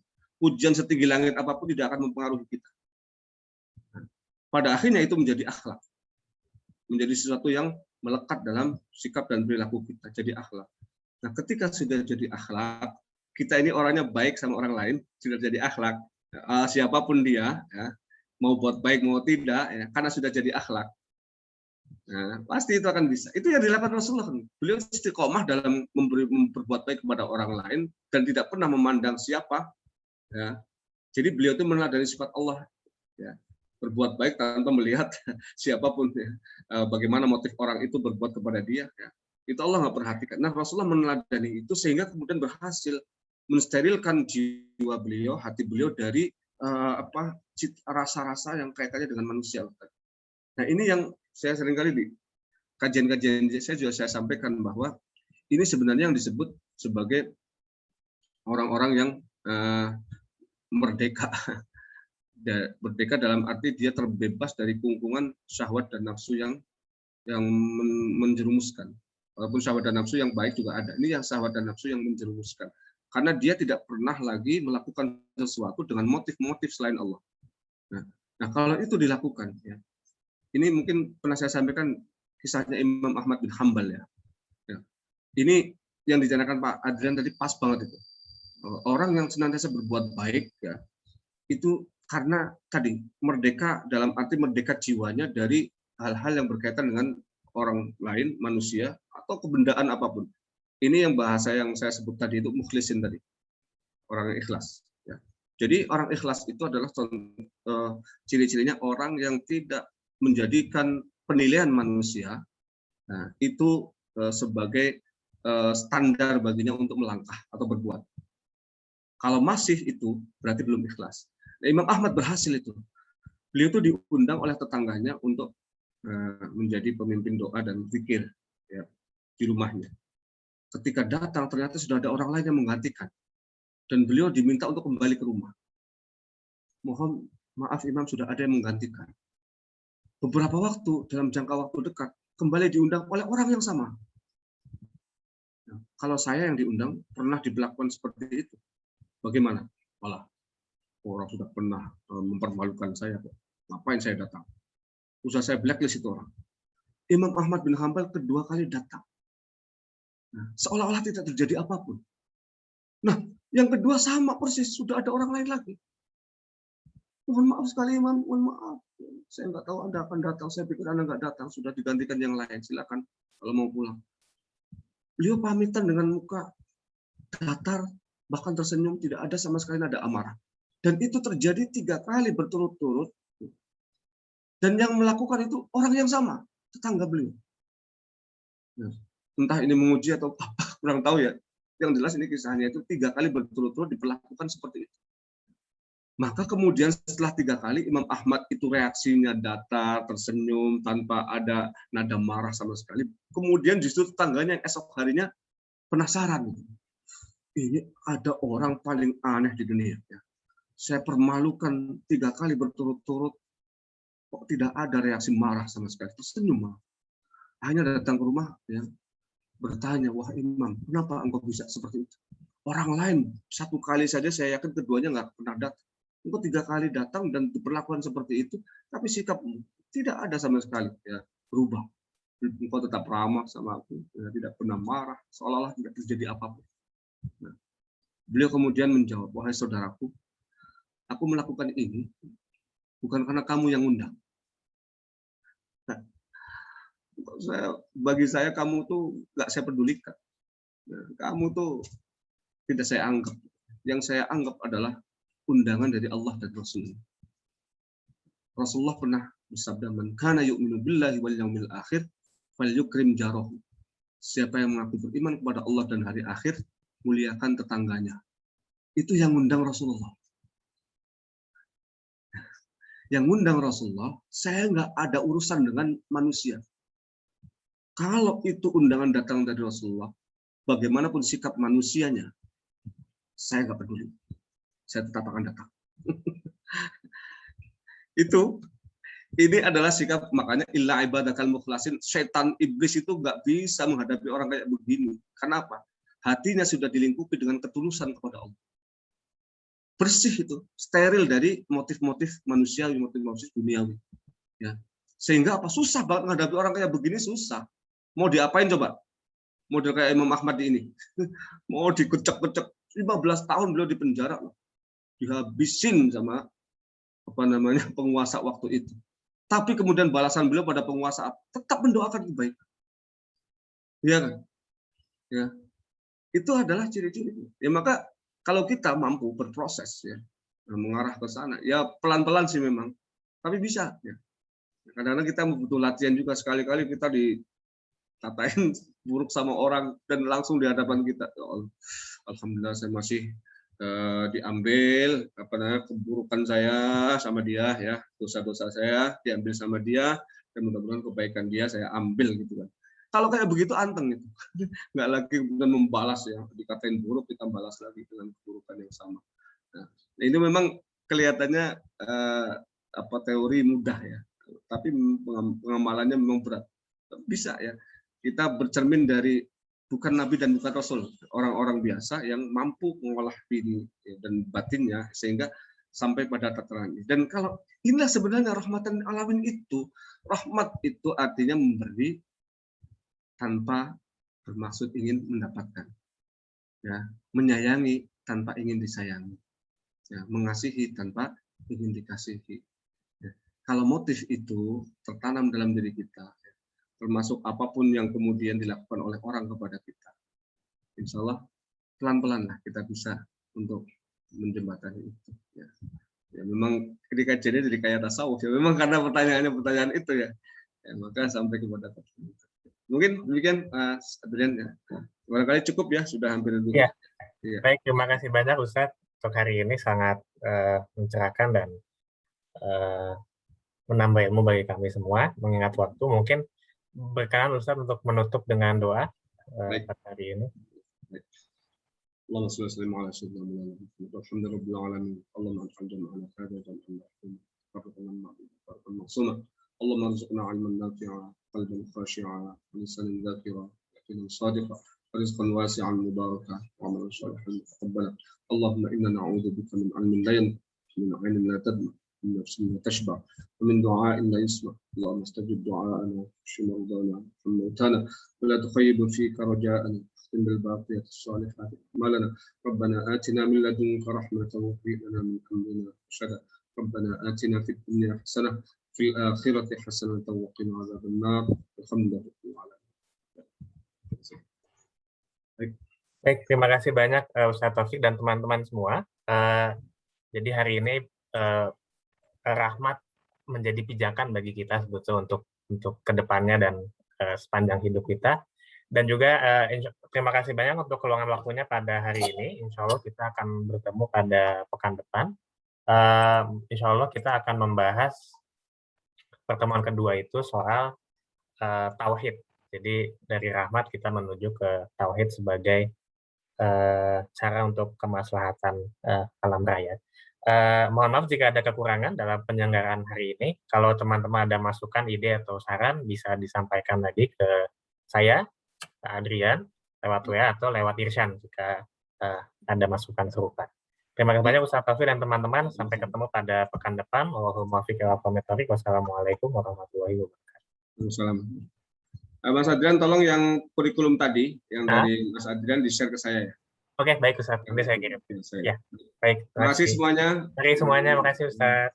Assalamualaikum. Semuanya Mbak Rina, Mbak Eko. Ini ada yang Yuko Sukada kayak orang Jepang namanya. Tadi ya. Nama negara kali ya. Namanya. Baik ya. Terima kasih Ustaz. Waalaikumsalam. Saya N ya. Thank you, Shan. Thank you, Shan.